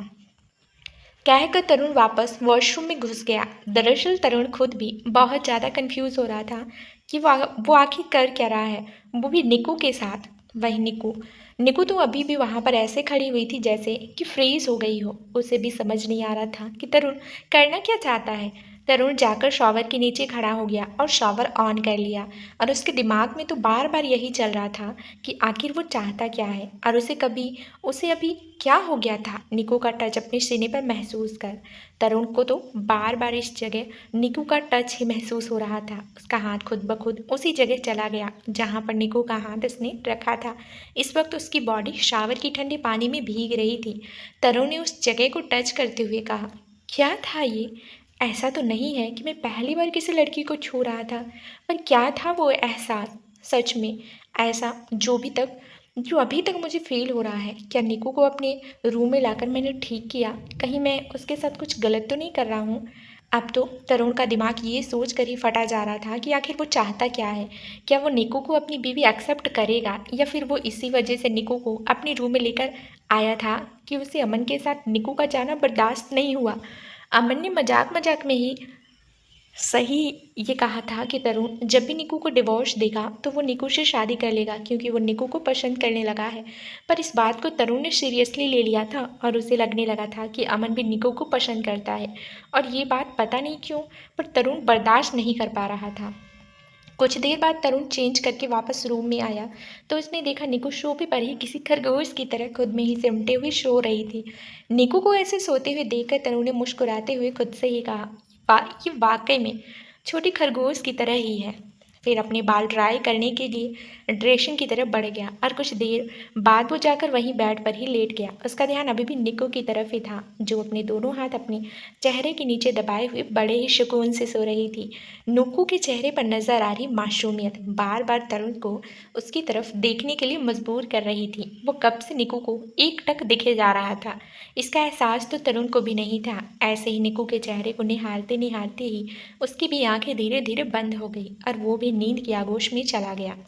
चौहान एम्पायर का मीटिंग हॉल इस वक्त काफ़ी गर्म नज़र आ रहा था। दरअसल वहाँ कोई मीटिंग नहीं चल रही थी, बल्कि एक कोल्ड वॉर चल रही थी, और वो कोल्ड वॉर थी अमन और तरुण के बीच में। कुछ देर पहले ही मीटिंग खत्म हुई थी। अब मीटिंग रूम में सिर्फ रणविजय, अमन और तरुण ही रह गए थे। रणविजय बैठे हुए कभी तरुण को तो कभी अमन को देख रहा था। वहीं तरुण गुस्से से अमन को घूर रहा था और अमन तो उसे चढ़ाने वाली स्माइल के साथ देखे ही जा रहा था। काफी देर की चुप्पी के बाद रणविजय ने कहा, आखिर यहाँ चल क्या रहा है? तभी तरुण ने रणविजय की तरफ देखते हुए कहा, भाई समझा लो अपने दोस्त को, अपनी लिमिट क्रॉस ना करे। अमन ने हंसते हुए कहा, कुछ नहीं यार, मैं निक्कू को अपने साथ कल बाहर ले गया था, उसी बात से भड़का हुआ है ये। तो तरुण ने कहा, किससे पूछ कर लेकर गए थे? मैंने तुम्हें कहा था ना उससे दूर रहो, तो क्यों जबरदस्ती उससे चिपकने की कोशिश करते हो? तो अमन ने कहा, मैं तो उससे तब तक चिपकूंगा जब तुम उसे डिवोर्स दे दोगे, उससे शादी करूंगा, फिर उससे जी भरकर चिपकूंगा। ये सुनना था कि तरुण ने सामने रखे पेन को उठाकर अमन की तरफ फेंक कर मारा, लेकिन अमन जल्दी ही दूसरी तरफ झुक गया और पेन नीचे फर्श पर गिर गया। रणविजय अब दोनों की लड़ाई से परेशान हो गया था। उसने इरिटेट होते हुए कहा, अमन ऐसी बात करना बंद करो, और ये क्या बकवास लगा रखा है तुमने? तरुण निक्कू को डाइवोर्स क्यों देगा? तो अमन ने कहा, पूछो अपने भाई से, जब ये उसे अपनी बीवी नहीं मानता तो जाहिर सी बात है कि ये कभी ना कभी उसे डाइवोर्स देगा, क्योंकि शादी कैसे भी हुई हो पर हुई तो है ना। रणविजय भी अमन की बात में छिपे हुए इशारे को समझ गया था, इसलिए उसने भी उसका साथ देते हुए कहा, ये बात तुमने सही कही है, वैसे भी निक्कू काफ़ी अच्छी लड़की है और मैं उसे अपनी छोटी बहन की तरह मानता हूँ, तो जाहिर सी बात है कुछ वक्त बाद मैं उसकी शादी किसी न किसी अच्छे लड़के से तो करवाऊंगा ही, तो तुमसे बेहतर कोई और हो ही नहीं सकता निक्कू के लिए। तरुण का ये सुनना था कि अचानक वो खड़े होते हुए चिल्लाया, भाई आप इसे समझाने की बजाय इसका साथ दे रहे हैं। मैं भी देखता हूँ कैसे करवाते हैं आप इसकी शादी निक्कू से। नहीं देता मैं उसे डाइवोर्स, जो करना है कर लो, कहकर तरुण गुस्से से रूम से बाहर निकल गया और जाते जाते रूम के डोर को तेज आवाज के साथ बंद करना नहीं बोला, जैसे अपना गुस्सा जता रहा हो। अमन और रणविजय दोनों ही हैरानी से तरुण को वहां से जाते हुए देखते रहे, फिर एकदम से ठहाका लगाकर हंस दिए। अमन ने हंसते हुए कहा, ओ गॉड, ये तरुण कमीना इतना बड़ा हो गया है, लेकिन हरकतें बचकानी ही है। तो रणविजय ने कहा, पता नहीं यह सुधरेगा भी नहीं। अमन ने कहा, मुझे लगता है कि ये अब सुधर जाएगा, क्योंकि निक्कू के आने से इसकी उन हरकतों में भी कमी आ ही जाएगी, क्योंकि मैं देख रहा हूँ ये आजकल लड़कियों से मिल नहीं रहा है। रणविजय ने हैरानी से कहा, क्या वाकई ऐसा है? तो अमन ने कहा, हाँ बिल्कुल, क्योंकि ये कहाँ जाता है, कहाँ क्या करता है, इसकी सारी खबर मुझे रहती है। रणविजय ने कहा, फिर तो ये बदलाव अच्छा है, लेकिन अब इतना तो पता चल गया कि तरुण तुमसे जेलस फील कर रहा है। तो अमन ने कहा, मैं भी एक अच्छे दोस्त होने के नाते अपनी पूरी कोशिश करूंगा कि इसकी जेलसी में बढ़ोतरी हो, इतना ज़्यादा कि ये सबके सामने निक्कू को अपनी बीवी एक्सेप्ट करे। रणविजय ने कहा, और मैं भी भाई होने के नाते पूरी कोशिश करूंगा कि निक्कू को उसका असली हक मिले। रणविजय और अमन दोनों बात कर ही रहे थे कि रणविजय का फ़ोन रिंग करने लगा। रणविजय ने अपने फ़ोन की तरफ देखा तो ये श्री का कॉल था। रणविजय ने अमन से कहा, 2 मिनट, श्री की कॉल है, मैं अटेंड करके आता हूँ। फिर फ़ोन लेकर वो विंडो के सामने खड़ा हो गया और बाहर की तरफ देखते हुए ही श्री से बात करने लगा। कैसे याद किया मुझे? तुम भूल गए, हमें शिवी का एडमिशन करवाना था और तुम्हें मेरे साथ चलना है। रणविजय ने अपने अंगूठे से अपना फॉरहेड रब करते हुए कहा, ओह नो, क्या करूं यार, आज मीटिंग थी इस वजह से। चलो मैं अभी निकलता हूँ, तुम तैयार रहना। श्री ने कहा, मैं तो कब से रेडी हूँ, और शिवी भी, अब जल्दी से आओ।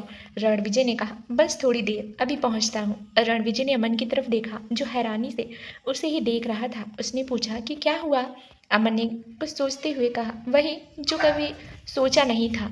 रणविजय ने अपना सिर ना में हिलाते हुए कहा, बस तुम सोचते ही रहो, मुझे अभी जल्दी जाना है, श्री मेरा वेट कर रही है। उसने अपने ब्लेज़र को उठाया और अपनी बाहों पर उसे डालते हुए कहा, मैं अब ऑफिस नहीं आऊँगा, तो बाकी की मीटिंग जो है तुम संभाल लेना, अमन ने कहा। और जो मीटिंग थी होटल रेडिसन में, उसका क्या? रणविजय, जो अभी डोर के पास पहुंचा ही था, उसने पलटकर अमन की तरफ देखते हुए कहा, वो भी तुम ही अटेंड करना क्योंकि मुझे वक्त लगेगा।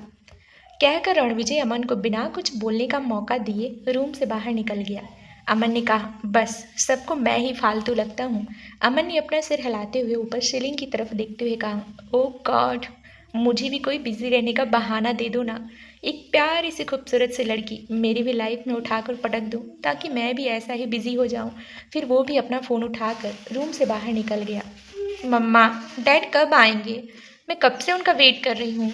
सीवी, जो इस वक्त सोफे पर बैठे हुए अपने फ़ोन में गेम खेल रही थी, उसने श्री की तरफ देखते हुए पूछा। श्री रणविजय के आने का वेट कर रही थी। उसने सीवी से कहा, बस बेटा, डैड रास्ते में ही है, वो अभी पहुंचते ही होंगे। तभी मनोज जी ने अंदर आते हुए कहा, क्या बात है, मेरी सीवी बिटिया बड़ा इंतजार कर रही है डैड का। तो श्री ने जवाब देते हुए कहा, हाँ पापा, तब से मुझसे 10 बार पूछ चुकी है कि डैड कब आएंगे, इसे बड़ी जल्दी है स्कूल जाने की। तो शिवी ने कहा, मम्मा, स्कूल जाने की नहीं, मुझे डैड से मिलने की जल्दी है, क्योंकि उसके बाद डैड मुझे एम्यूज़मेंट पार्क भी ले जाएंगी। श्री ने हैरानी से कहा, एम्यूज़मेंट पार्क? क्या तुम डैड के साथ एम्यूज़मेंट पार्क जाने वाली हो? तो शिवी ने एक प्यारी सी मुस्कुराहट के साथ कहा, हाँ मम्मा, ये डैड और मेरा प्लान था जो हमने कल रात को ही बनाया था। आप चिंता मत करिए, हम आपको भी साथ में ले जाएंगे। शिवी की बात सुनकर मनोज जी हंसने लगे। वहीं श्री ने अपना सिर हाँ ना में हिलाते हुए कहा, ये दोनों बाप बेटी अब अकेले में मिलकर प्लान भी बनाने लगे और मुझे पता ही नहीं रहता। तो मनोज जी ने कहा, बाप बेटी का बॉन्ड ऐसा ही होता है श्री, भूल गई तुम? जब तुम छोटी थी तब कैसे मेरे साथ भी ऐसे ही बाहर घूमने की प्लानिंग किया करती थी। तब तुम, शिवांगी और मैं तीनों ही तुम्हारी माँ को बिना बताए घूमने निकल जाया करते थे। तभी वसुधा ने भी वहाँ आते हुए कहा, और फिर घर आकर तुम तीनों की क्लास भी लेती थी मैं, भूल गए? मनोज जी ने कहा, नहीं श्रीमती जी, कैसे भूल सकते हैं, पूरे 2 घंटे आपका लेक्चर सुनने के बाद तब जाकर हमें खाना खाने को मिलता था। मनोज जी की बात सुनकर अब श्री को हंसी आ गई। वहीं वसुधा जी ने घूर कर मनोज जी की तरफ देखा और कहा, जब हरकतें ऐसी करोगी तो पनिशमेंट तो देनी होगी ना। तभी डोर बेल बजी। श्री ने जल्दी से खड़े होते हुए कहा, लगता है रणविजय आ गए। कहकर श्री जल्दी से मेन डोर ओपन करने के लिए भागी। मनोज जी ने वसुधा जी से धीरे से कहा, देख रही हो श्री को कितनी एक्साइटमेंट हो रही है? तो वसुधा जी ने कहा, मनोज जी, ये एक्साइटमेंट भी ना बहुत अच्छी है, बस हमारे बच्चे ऐसे ही खुश रहें, हमें और क्या चाहिए? मनोज जी ने मुस्कुराते हुए अपना सर हाँ में हिलाया। रणविजय ने अंदर आते हुए कहा, तुम लोग रेडी हो ना साथ चलने के लिए? सिवी जल्दी से उछलकर सोफे से नीचे उतरी और भागते हुए रणविजय के पैरों से जाकर लिपटते हुए बोली, हाँ, पर मैं तो कब से आपके आने का वेट कर रही थी, आपने ही आने में देर कर दी। रणविजय ने झुककर शिव को अपनी गोद में उठा लिया और उसके गाल पर किस करते हुए कहा, सॉरी बच्चा, वो क्या है ना कि ज़रूरी मीटिंग थी, उसे अटेंड करना भी ज़रूरी था। तो श्री ने अपने हाथ बांधते हुए कहा, बच्चे से झूठ मत बोलो, सीधा कहो कि तुम भूल गए थे। रणविजय ने अपना एक कान पकड़ते हुए कहा, सॉरी ना, तुम्हें पता है ना मैं अपने काम को लेकर कितना सीरियस रहता हूँ। तो मनोज जी ने कहा, कोई बात नहीं रणविजय, होता है कभी कभी ऐसा। अब तुम जल्दी से श्री को और शिवी को लेकर स्कूल जाओ, इससे पहले कि स्कूल बंद हो जाए। रणविजय ने कहा, डोंट वरी पापा, जब तक हम लोग वहाँ नहीं पहुँचते हैं उन लोगों की हिम्मत नहीं है स्कूल बंद करने की। तो शिवी ने हैरानी से कहा, अच्छा डैड, वो आपसे इतना डरते हैं? तो श्री ने कहा, क्या तुम स्कूल वालों को धमका कर आए हो? तो रणविजय ने भी एटीट्यूड के साथ कहा, तुम जानती नहीं हो कि मेरा एक ऑर्डर ही काफ़ी है लोगों को मजबूर करने के लिए। तो श्री ने भी उसे चढ़ाते हुए कहा, हाँ, खामखा अपना ऑर्डर मनवाना कोई तुमसे ही जाने। शिवी ने कहा, मम्मा, मेरे डैड को ऐसा मत कहिए, मेरे डैड बहुत पावरफुल है, कोई भी उनकी बात ना माने, ऐसा कभी हो ही नहीं सकता, है ना डैड? मैं सही कह रही हूँ ना? रणविजय ने भी उसके गालों को पिच करते हुए कहा, यस प्रिंसेस। तभी श्री ने अपनी आई रोल करते हुए कहा, तुम दोनों बाप बेटी बिल्कुल एक जैसे हो। तो रणविजय ने कहा, हम एक जैसे ही हैं क्योंकि शिवी अपने डैड पर जो गई है। शिवी ने भी अपना सिर हाँ में हिलाते हुए कहा, हाँ डैड, मैं तो आप पर ही गई हूँ, मैं तो आपके जैसे ही तो हूँ। श्री ने कहा, देख रहे हैं पापा, जब से शिवी को अपने डैड मिले हैं अपनी माँ को तो भूल ही गई है ये। मनोज जी और वसुधा जी उन तीनों की प्यार भरी नोक झोंक देखकर मुस्कुरा रहे थे। वसुधा जी ने कहा, तो तुम भी तो अपने पापा की ऐसे ही लाडली थी और हमेशा अपने पापा की ही बात ज़्यादा मानती थी, मेरी नहीं। श्री ने कहा, बस आप सभी एक हो जाइए, कोई भी मेरी साइड नहीं है। तो मनोज जी ने हंसते हुए कहा, अरे मेरा बच्चा, मैं हूं ना तुम्हारे साथ। जब तुम लोग यही बातें ही करते रहोगे या स्कूल के लिए भी जाओगे अब तुम लोग। रणविजय ने कहा, हाँ पापा, लेट हो जाएगा। चलो श्री, तुम गाड़ी में मेरे साथ लड़ लेना जितना लड़ना हो, कहकर रणविजय ने श्री का हाथ पकड़ा और उसे बाहर ले गया। वसुधा जी ने पीछे से आवाज़ देते हुए कहा, पर रणविजय, कुछ चाय पानी तो ले लेते। रणविजय ने बिना पलटे ही कहा, माँ आज नहीं, पर कल सुबह का ब्रेकफास्ट मैं आपके हाथों का ही करूँगा। श्री गाड़ी की फ्रंट सीट पर बैठ गई और उसने सिवी को अपनी गोद में बैठा लिया। रणविजय ड्राइविंग सीट पर आकर बैठा और उसने गाड़ी स्टार्ट कर दी। कुछ देर बाद रणविजय और श्री प्रिंसिपल के ऑफिस में बैठे हुए थे। वहीं श्री प्रिंसिपल की कुछ बातों का जवाब दे रही थी। प्रिंसिपल ने फिर रणविजय और श्री की तरफ देखते हुए कहा, आपकी बच्ची बहुत ही ज़्यादा इंटेलिजेंट है। तो रणविजय, जो अपने एक पैर पर दूसरा पैर चढ़ाए बड़े और रौबीले अंदाज में बैठा हुआ था, उसने बिना प्रिंसिपल की तरफ देखते हुए पेपर वेट को घुमाते हुए कहा, आखिर रणविजय चौहान की बेटी है, इंटेलिजेंट तो होगी ही। श्री ने हैरानी से रणविजय की तरफ देखते हुए मन ही मन कहा, यहाँ पर भी अपना एटीट्यूड झाड़ना शुरू हो गया, क्या करूँ मैं इनका। फिर श्री ने प्रिंसिपल से कहा, मेरी बेटी बहुत समझदार है और वो बिल्कुल किसी को परेशान नहीं करती है। अब श्री अपनी बेटी की तारीफों के कशीदे तो पढ़ रही थी, लेकिन अंदर ही अंदर जानती थी कि चलती फिरती शैतान है, नानी है उसकी बेटी। चलती फिरती शैतान की नानी है उसकी बेटी। लेकिन वही बात है ना, माँ खुद चाहे अपने बच्चों को कितना भी कुछ कह ले, लेकिन किसी और के सामने जब तारीफों के पुलिंदे बांधने हो तब सबसे आगे रहती है। प्रिंसिपल ने कहा, अच्छा, आपके बच्चे का एडमिशन तो यहाँ हो गया है, आप कल से ही अपने बच्चे को स्कूल भेजना शुरू कर दीजिए। रणविजय ने प्रिंसिपल की तरफ देखते हुए कहा, मेरे बच्चे को यहाँ किसी तरह की परेशानी नहीं होनी चाहिए, क्योंकि अगर मेरी बेटी तो किसी ने भी यहाँ पे परेशान किया या उसे कोई भी दिक्कत हुई तो फिर आप याद रखिएगा कि ये रणविजय चौहान की बेटी है। रणविजय हालांकि बहुत शांति से ये बात कह रहा था, लेकिन उसकी बातों में छुपी हुई धमकी को प्रिंसिपल अच्छे से महसूस कर पा रही थी, जिस वजह से उसने थोड़ा डरते हुए कहा, आप चिंता मत कीजिए मिस्टर चौहान, आपकी बेटी को हम बहुत अच्छे से ट्रीट करेंगे और पूरा ध्यान रखेंगे कि इसे कोई भी तकलीफ ना हो। वहीं श्री का तो मन कर रहा था कि वो अपना माथा ही पीट ले। कुछ देर बाद रणविजय और श्री सिवी के साथ प्रिंसिपल रूम से बाहर आए। रणविजय अपनी बेटी को गोद में उठाए बड़े ही एटीट्यूड के साथ कॉरिडोर में आगे बढ़ रहा था। इस वक्त बाप बेटी की जोड़ी एकदम सुपर लग रही थी। वहीं कॉरिडोर से गुजर रहे टीचर्स बार बार मुड़कर रणविजय की तरफ ही देख रही थी। आखिरकार इतने हैंडसम डैड को देखकर वो टीचर्स तो ये भी भूल गई कि वो किस काम से जा रही थी। वहीं श्री मन ही मन भनभनाते हुए आगे चल रही थी। ये खुद को समझती क्या है, हर जगह एटीट्यूड दिखाना ज़रूरी होता है क्या? कम से कम प्रिंसिपल के ऑफिस में उस बात का ध्यान रख लेते। उनकी बेटी तो पहले ही वो शैतान की नानी है, अब पता नहीं उसे कहाँ की महारानी बनाकर छोड़ेंगे।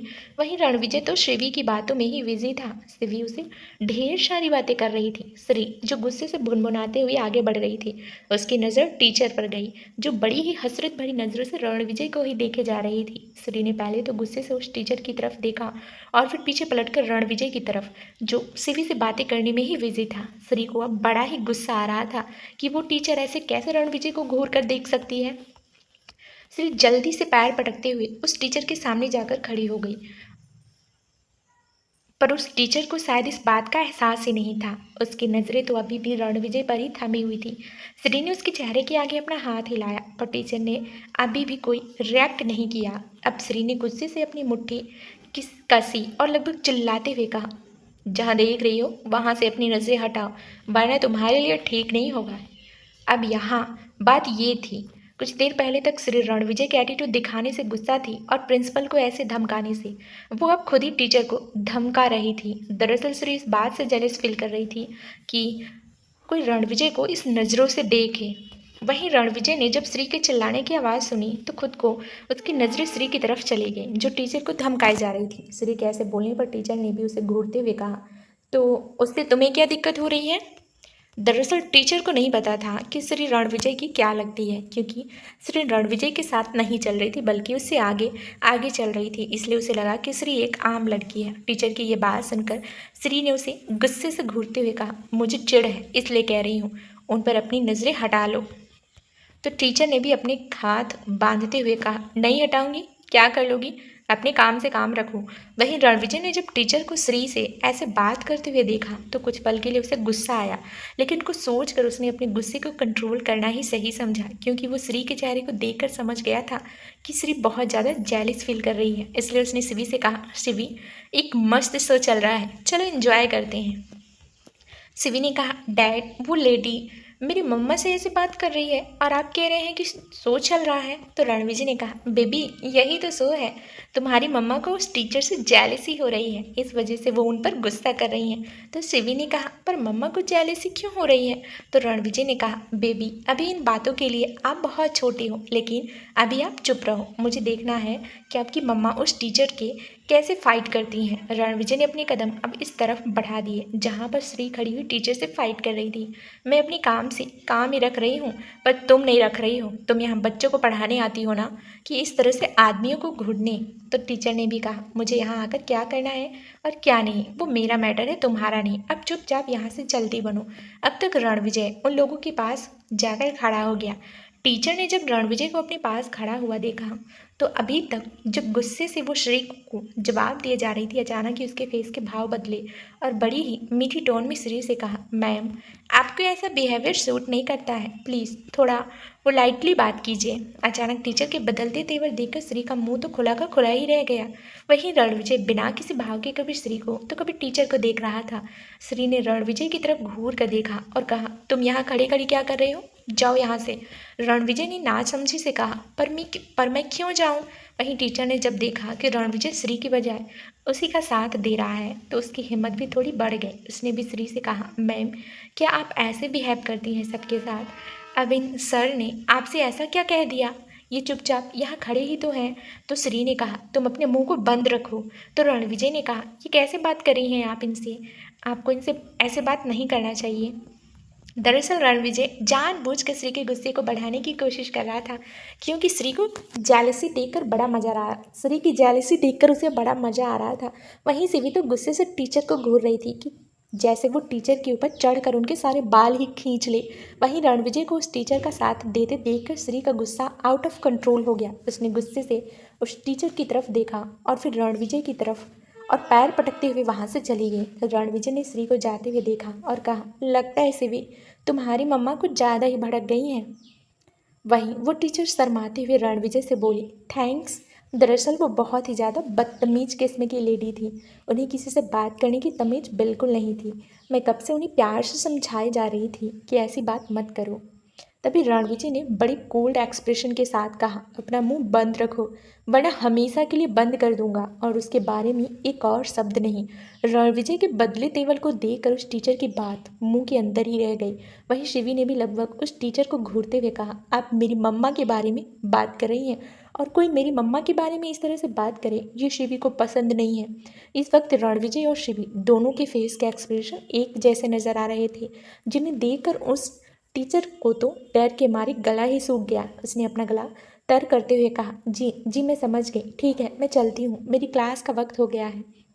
क्योंकि उसे समझते देर नहीं लगी कि श्री इन दोनों की बहुत खास लगती है, इसलिए उसने वहाँ से निकलने में ही भलाई समझी। फिर शिवी ने रणविजय की तरफ देखते हुए कहा, डैड अब चलकर मम्मा को मनाते हैं, वो बहुत गुस्से में है। रणविजय ने कहा, सही कह रही हो बेबी, तुम्हारी मम्मा इस वक्त डेंजरस मूड में है। रणविजय ने भी अपने कदम उस तरफ बढ़ा दिए जहाँ से श्री गई थी। श्री पैसेंजर सीट पर बैठे हुए खुद से ही गुस्से से बड़बड़ाई जा रही थी। उस रणविजय की हिम्मत कैसे हुई उस टीचर का साथ देने की, आने दो आज छोड़ूंगी नहीं मैं। रणविजय ड्राइविंग सीट पर बैठा ही था कि श्री ने चढ़ते हुए कहा, इतनी जल्दी आने की क्या ज़रूरत थी, अभी कुछ और वक्त बिता लेते ना उसके साथ में, बड़े मीठे बन रहे थे कि आप उसके साथ ऐसी बातें कैसे कर सकती हैं। श्री ने रणविजय की नकल उतारते हुए कहा। श्री की बात सुनकर रणविजय और शिवी दोनों ने ही एक दूसरे की तरफ देखा। श्री इस वक्त रणविजय की गोद में बैठी हुई थी। शिवी और रणविजय दोनों ने एक साथ अपना सर नाम में हिलाया। इस बात से श्री और भी ज़्यादा चढ़ गई। हाँ तुम लोगों को मेरी बात अच्छी क्यों लगेगी, जाओ शिवी तुम भी इस टीचर को अपनी मम्मा बना लो, मेरी क्या ज़रूरत है, मैं तो तुम्हें वैसे भी डांटती रहती हूँ हर वक्त, और वो टीचर तुम्हें तो कुछ ज़्यादा ही पसंद आ गई है वो। तभी उसने इतना स्वीटली बात कर रहे थे, तुमने देखा नहीं था कुछ देर पहले तक मुझे कैसे बात कर रही थी। शिवी भी अब आराम से श्री की सारी बातें सुन रही थी। श्री पूरे आधे घंटे तक रणविजय पर भड़कती रही। जब उसने अपने गुस्से का गुमान निकाल लिया तो अपने हाथ बांध कर मुंह फुलाए बैठ गई। शिवी ने धीरे से रणविजय से कहा, डैड मम्मा को मना लो वरना यह हमें एम्यूजमेंट पार्क नहीं जाने देंगी। तो रणविजय ने भी धीरे से कहा, डोंट वरी बेबी, मैं तुम्हारी मम्मा को चुटकियों में मना सकता हूँ। अब देखो तुम अपने डैड का कमाल। फिर उसने श्री की तरफ देखते हुए बहुत ही प्यार से कहा, श्री मैं स्वीट हार्ट, गुस्सा छोड़ दो, यह गुस्सा तुम पर बिल्कुल सूट नहीं करता। श्री ने तिरछी नज़रों से रणविजय को घूर कर देखा तो रणविजय ने बड़ी ही स्माइल के साथ कहा, नो नो करेक्शन, बल्कि तुम पर यह गुस्सा बहुत सूट करता है क्योंकि तुम गुस्से में और भी ज़्यादा खूबसूरत लगती हो। श्री ने चढ़ते हुए कहा, मुझे मस्का लगाना बंद करो रणविजय। तो रणविजय ने कहा, पर तुम मुझसे ऐसे फाइट कर क्यों रही थी? तो श्री ने रणविजय की तरफ मुड़ते हुए कहा, वो तुम्हें कब से बुरी तरह से घूरी जा रही थी, बल्कि ऐसे घूर रही थी जैसे तुम्हें खा ही जाएगी। मुझे ये अच्छा नहीं लगा। रणविजय ने हंसते हुए कहा, जैसे मुझसे बर्दाश्त नहीं होता कि कोई और लड़का तुम्हें ऐसी हसरत भरी नज़रों से देखे, है ना? फिर उसकी नोच करते हुए कहा, क्योंकि यह हक सिर्फ मेरा है। सिवी ना समझी में कभी अपने डैड की तरफ तो कभी अपनी माँ की तरफ देख रही थी। श्री ने मन ही मन कहा, सही तो कह रहे हैं रणविजय, मुझे इसलिए तो जलन हो रही थी क्योंकि वह टीचर मेरे रणविजय को इस तरह से देख रही थी। अनजाने में ही श्री रणविजय पर अपना हक समझने लगी थी। रणविजय ने सिवी से कहा, चलो बेबी मम्मा की गोद में बैठ जाओ, हमें अम्यूज़मेंट पार्क भी जाना है ना? फिर श्री की तरफ देखते हुए कहा, और तुम अपना मूड ठीक करो और इस बात में एक्सेप्ट करो कि तुम्हें जलन होती है किसी और लड़की को मेरी तरफ देखते हुए देखकर। श्री की फेस पर स्माइल आ गई, पर यह स्माइल रणविजय इस स्माइल को देख पाता उससे पहले ही श्री ने अपना चेहरा दूसरी तरफ कर लिया और विंडो से बाहर देखते हुए मुस्कुराने लगी। श्री ने मन ही मन कहा, होती है जलन, तुम्हें मेरे अलावा कोई भी देखे मुझसे बर्दाश्त नहीं होता। पर यह श्री की गलतफहमी थी। उसकी मुस्कुराहट रणविजय नहीं देख पाया। रणविजय ने मुस्कुराते हुए गाड़ी स्टार्ट की और वहाँ से निकल गया। Amusement park. रणविजय ने अपनी गाड़ी पार्किंग एरिया में लगाई। अपनी कार से उतरने से पहले रणविजय ने एक ब्लैक कलर का मास्क अपने मुंह पर लगा लिया और एक कैप को भी अपने सिर पर लगा लिया और गाड़ी का डोर ओपन कर बाहर आया। सिवी बड़ी एक्साइटमेंट के साथ बाहर देख रही थी। वो अपनी माँ से ढेर सारी बातें भी कर रही थी और ये भी बता रही थी कि वो कौन कौन सा झूला झूलने वाली है। रणविजय ने श्री की साइड वाला डोर ओपन किया। श्री शिवी को गोद में उठाकर बाहर आई और फिर उसने शिवी को नीचे उतारते हुए कहा, शिवी यहाँ पर हाथ छुड़ाकर मत भागना क्योंकि यहाँ बहुत भीड़ है। फिर श्री ने रणविजय की तरफ देखा और पूछा, तुमने मास्क लगाया है? तो रणविजय ने कहा, तुम तो जानती हो ना कि तुम्हारा होने वाला हस्बैंड कितना बड़ा सेलिब्रिटी है और इंसान जितना ज़्यादा सक्सेसफुल होता है उसके दुश्मनों की तादाद भी उतनी ज़्यादा होती है। तो इस वजह से मैं नहीं चाहता कि मेरे कारण तुम दोनों पर किसी भी तरह की मुसीबत आए, इसलिए मैंने फेस मास्क लगाया है। अब तुम्हारी CID गिरी खत्म हो गई हो तो चलो ना, मुझे झूला झूलना है। पर शिवी ने एक तरफ इशारा करते हुए कहा, वो वाला भी। तो श्री ने कहा, नहीं शिवी, वो तो बहुत बड़ा है, हम कुछ छोटे मोटे झूले झूलेंगे। शिवी ने कहा, पर मुझे डर नहीं लगता। तो रणविजय ने शिवी को अपनी गोद में लेते हुए कहा, ब्रेव डैड की ब्रेव डॉटर हो तुम, जो किसी से डर नहीं लगता और जो किसी से नहीं डरती है। श्री ने अपनी आई रोल करते हुए कहा, बिल्कुल अपने बाप पर गई है। इसके बाद उन तीनों ने वहाँ पर खूब एंजॉय किया। शिवी को आइसक्रीम खानी थी, इस वजह से वो रणविजय से जिद करने लगी। तीनों ने एक आइसक्रीम स्टॉल के पास पहुँचे और श्री और शिवी दोनों ने ही अपनी फेवरेट आइसक्रीम ऑर्डर की। रणविजय को मीठा खाना ज़्यादा पसंद नहीं था, इसलिए उसने मना कर दिया। श्री और शिवी दोनों को आइसक्रीम एंजॉय करते देख रणविजय मुस्कुराते हुए मन ही मन बोला, मेरी दोनों प्रिंसेस कितनी क्यूट हैं, इन्हें हमेशा मैं अपने पास संभाल कर रखूँगा। तभी रणविजय की नज़रें एक तरफ गई, जिसे देखकर रणविजय के चेहरे के भाव शब्द हो गए। उसने फिर श्री से कहा, श्री तुम दोनों यहाँ मेरा वेट करना, मैं बस अभी आया। श्री ने पूछा, तुम कहाँ जा रहे हो? तो रणविजय ने श्री से कहा, इधर से कोई जान पहचान वाला मुझे यहाँ मिल गया है, बस उससे मिलकर आता हूँ, तुम मेरा यहीं वेट करना और कहीं मत जाना। वह थोड़ी ही दूरी पर एक बैनर की आड़ में खड़े एक आदमी से जब रणविजय को अपनी तरफ आते हुए देखा तो जल्दी से फ़ोन पर बात करने के बहाने वो वहाँ से खिसकने ही वाला था, पर उससे पहले रणविजय ने उसे धर दबोचा और उसकी गर्दन को पीछे से पकड़कर उसे लगभग घसीटते हुए एक स्टॉल के पीछे वाले हिस्से में ले गया। उस आदमी ने रणविजय की पकड़ से खुद को छुड़ाने की कोशिश करते हुए कहा, छोड़ो मुझे, क्या कर रहे हो ये? रणविजय ने उसे अपने सामने करते हुए कहा, किसके कहने पर यहाँ आया है, बता। तो उस आदमी ने कहा, मैं तो यहाँ पर अपनी बीवी बच्चों के साथ आया था। तो रणविजय ने कहा, पर तेरे बीवी बच्चे यहाँ नज़र तो नहीं आ रहे। तो उस आदमी ने कहा, वो यहीं कहीं है, मैं बस फ़ोन पर बात करने के लिए इधर आ गया था। रणविजय ने एक तेज़ थप्पड़ उसके मुंह पर लगाया और कॉलर को पकड़कर उसे लगभग झंझोड़ते हुए कहा, कहानी बनाना बंद करो। किसके कहने पर यहाँ आया है? उस आदमी ने अपने हाथ जोड़ते हुए कहा, मेरा यकीन कीजिए, मैं एक आम आदमी हूँ। आप क्यों बेवजह मुझ पर हाथ उठा रहे हैं? रणविजय ने अब दूसरे गाल पर एक तेज थप्पड़ लगाया, जिससे उस आदमी के होठों पर कट लग गया और वहां से ब्लड आने लगा। अभी तो सिर्फ हाथ उठा रहा हूँ, अगली बार सही जवाब नहीं दिया ना तो तेरी सांसें भी बंद कर सकता हूँ। वो आदमी घबरा गया। उसने घबराते हुए कहा, वो मित्तल मित्तल ने मुझे आप पर नज़र रखने के लिए कहा था। तो रणविजय ने कहा, मित्तल इंडस्ट्रीज का मालिक, उसकी बात कर रहे हो तुम? तो आदमी ने बोला, हाँ, मुझे पैसों की सख्त ज़रूरत थी, बस इसलिए मैं उनका काम कर रहा था। रणविजय ने कहा, ठीक है, अब एक काम तुम मेरा भी करो। उस मित्तल को जाकर बोल कर आओ कि ऐसे बुद्धू लोगों की तरह हरकतें करना बंद कर दे। अगर मुझसे मिलने का इतना ही शौक़ है तो सामने से आकर मिले। फिर अपने पास से कुछ रुपए निकाल कर उस आदमी की हथेली पर रखते हुए कहा, ये ले अपने काम की कीमत, अब निकल यहाँ से। वो आदमी पहले तो अपने हाथों को देखा और जल्दी से अपना सिर हिलाते हुए बोला, ठीक है, आपका काम हो जाएगा। रणविजय ने उसे जाते हुए देखा और वापस अपने कदम उस स्टॉल की तरफ बढ़ा दिए जहाँ पर श्री और शिवी दोनों ही उसी का वेट कर रही थी, जिसके चेहरे के भाव अब तक शर्त नजर आ रहे थे। अब उसने अपने फेस के एक्सप्रेशन नॉर्मल कर लिए। श्री ने पूछा, कहाँ चले गए थे? हम काफ़ी देर से तुम्हारा वेट कर रहे थे। रणविजय ने एक हाथ अपने पीछे करते हुए कहा, बताकर तो गया था। अच्छा, तुम लोगों ने आइसक्रीम खा ली ना? क्या तुम लोग कुछ और भी खाना चाहते हो? श्री ने कहा, नहीं, बस हमारा हो गया, हमें घर छोड़ दो। वैसे भी यहाँ पर बहुत। कहते कहते श्री रुक गई, क्योंकि उसकी नज़र रणविजय के हाथ पर लगे खून की तरफ गई। ये ब्लड रणविजय का नहीं बल्कि उस आदमी का ही था। श्री ने घबराते हुए रणविजय का हाथ पकड़ा और कहा, ये ब्लड कैसा है? रणविजय ने उस ब्लड की तरफ देखा और कसकर अपनी आंखें बंद करते हुए कहा, ओह गॉड, श्री का ये देखना ज़रूरी था क्या? अब क्या कहूँ इससे? तब फिर रणविजय के दिमाग में एक आइडिया आया और उसने श्री से कहा, अरे वो मैं जब यहाँ आ रहा था तो रास्ते में मुझसे एक लफंगा टकरा गया, बस उसे सबक सिखाने के चक्कर में ही ये सब। श्री ने कहा, तुमने उसके साथ हाथापाई कर ली? तो रणविजय ने कहा, अरे मैं तो उसे मना कर रहा था, अब नहीं माना तो बस गुस्से में एक ज़ोरदार थप्पड़ उसके ऊपर लगा दिया।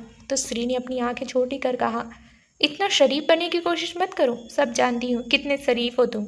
रणविजय ने अपनी पॉकेट से रुमाल निकाला और अपने हाथ को पोंछते हुए कहा, कुछ ज़्यादा ही अच्छे से जानती हो मुझे। कहते हुए रणविजय ने श्री के चेहरे की तरफ देखा और एक शरारत स्माइल के साथ कहा, आगे और भी अच्छे से जान जाओगी, अब मेरे साथ तुम्हारी शादी होगी। श्री ने अपना सिर हिलाते हुए कहा, अब हमें घर भी छोड़ोगी या यहाँ खड़े खड़े अपने शराफत की गुणगान ही करते रहोगी? रणविजय ने थोड़ा सैड फेस बनाते हुए कहा, चलो तुम्हें घर ही छोड़ दूँ। वैसे भी मेरी किस्मत में कहाँ है कि मैं जिससे प्यार करता हूँ वो मुझसे थोड़ी बहुत रोमांटिक बातें भी कर ले। श्री को रणविजय के ऐसे कहने पर हंसी आ गई। रणविजय ने श्री को अपनी गोद में उठा लिया और श्री के साथ अपनी गाड़ी की तरफ आया। तीनों ही कुछ देर में वहाँ से निकल गए। अमन अपनी मीटिंग खत्म कर एक होटल से बाहर निकला और पार्किंग में अपनी गाड़ी की तरफ आ गया। वो ड्राइविंग सीट की साइड का डोर ओपन कर अभी अंदर बैठा ही था कि तभी दूसरी तरफ से किसी ने डोर ओपन किया और जल्दी से फ्रंट सीट पर बैठ गया। अमन ने हैरानी से उस तरफ देखा तो एक लड़की बार बार विंडो से बाहर झाँक कर किसी को देख रही थी। अमन ने कहा, एक्सक्यूज़ मी, निकलो मेरी गाड़ी से बाहर, आप ऐसे कैसे मेरी गाड़ी में बैठ सकते हो?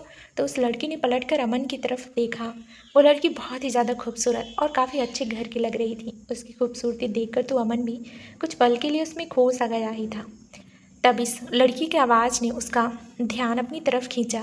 देखिए आप प्लीज़ मुझे गाड़ी से बाहर मत निकालिए, इस वक्त मैं थोड़ी मुसीबत में हूँ, बस कुछ देर के लिए मुझे यहाँ बैठने दीजिए। वैसे मेरी गाड़ी भी है पर मैं अभी उसमें जाकर नहीं बैठ सकती। तो अमन ने पूछा, पर क्यों? तो लड़की ने कहा, दरअसल कुछ लोग मेरा पीछा कर रहे हैं और एक आदमी तो मेरी गाड़ी के पास ही खड़ा हुआ है, क्योंकि उसे पता है कि मैं उससे बचकर भागकर अपनी गाड़ी में ही आकर बैठूंगी। तो अमन ने कहा, देखो मुझे घर जाने में देरी हो रही है, तो फिलहाल तुम यहाँ से जाओ और किसी और से मदद मांगो। तो उस लड़की ने अपने दोनों हाथ जोड़ते हुए कहा, प्लीज़ मेरी बात समझने की कोशिश कीजिए, मैं वाकई में इस वक्त बहुत बड़ी मुसीबत में हूँ, बस कुछ वक्त की ही तो बात कर रही हूँ ना, उसके बाद मैं खुद ही यहाँ से चली जाऊँगी। अमन ने गहरी सांस ली और कहा, ठीक है, सिर्फ 5 मिनट बाद तुम्हें मेरी गाड़ी से बाहर जाना ही होगा। अमन की बात सुनकर वो लड़की खुश हो गई और उसने रिस्पेक्टफुली कहा, थैंक्स, आपने मुझे 5 मिनट दिए, मेरे लिए वही काफ़ी है। बस जैसे ही वो लोग यहाँ से चले जाएंगे मैं खुद ब खुद यहाँ से चली जाऊँगी। कहकर वो वापस विंडो से बाहर देखने लगी। उस लड़की के चेहरे पर घबराहट की वजह से पसीने भी आ रहे थे। अमन भी अब अपनी सीट पर बैठे हुए अपना फ़ोन चलाने लगा। बीच बीच में वो तिरछी नज़रों से लड़की की तरफ भी देख रहा था। कुछ तो ऐसा था उस लड़की में कि अमन की नज़रें बार बार उस पर जाकर ठहर रही थी। कुछ देर बाद उस लड़की को तसल्ली हो गई कि वो आदमी वहाँ से जा चुके हैं, तो उसने वापस अमन की तरफ देखा। उस लड़की को अपनी तरफ देखते देख अमन ने जल्दी से अपनी नज़र दूसरी तरफ फेर ली। वो नहीं चाहता था कि वो लड़की उसके बारे में कुछ गलत सोचे। तो उस लड़की ने मुस्कुराते हुए कहा, अब वो लोग चले गए हैं, अब मुझे जाना चाहिए। कहकर वो जैसे ही गाड़ी का डोर ओपन करने लगी, अमन ने जल्दी से पूछा, वैसे कौन थे वो लोग और तुम्हें क्यों ढूंढ रहे थे? अमन का सवाल सुनकर उस लड़की ने पलटकर अमन की तरफ देखा और कहा, बस है कुछ वजह, इसलिए वो मैं आपको नहीं बता सकती।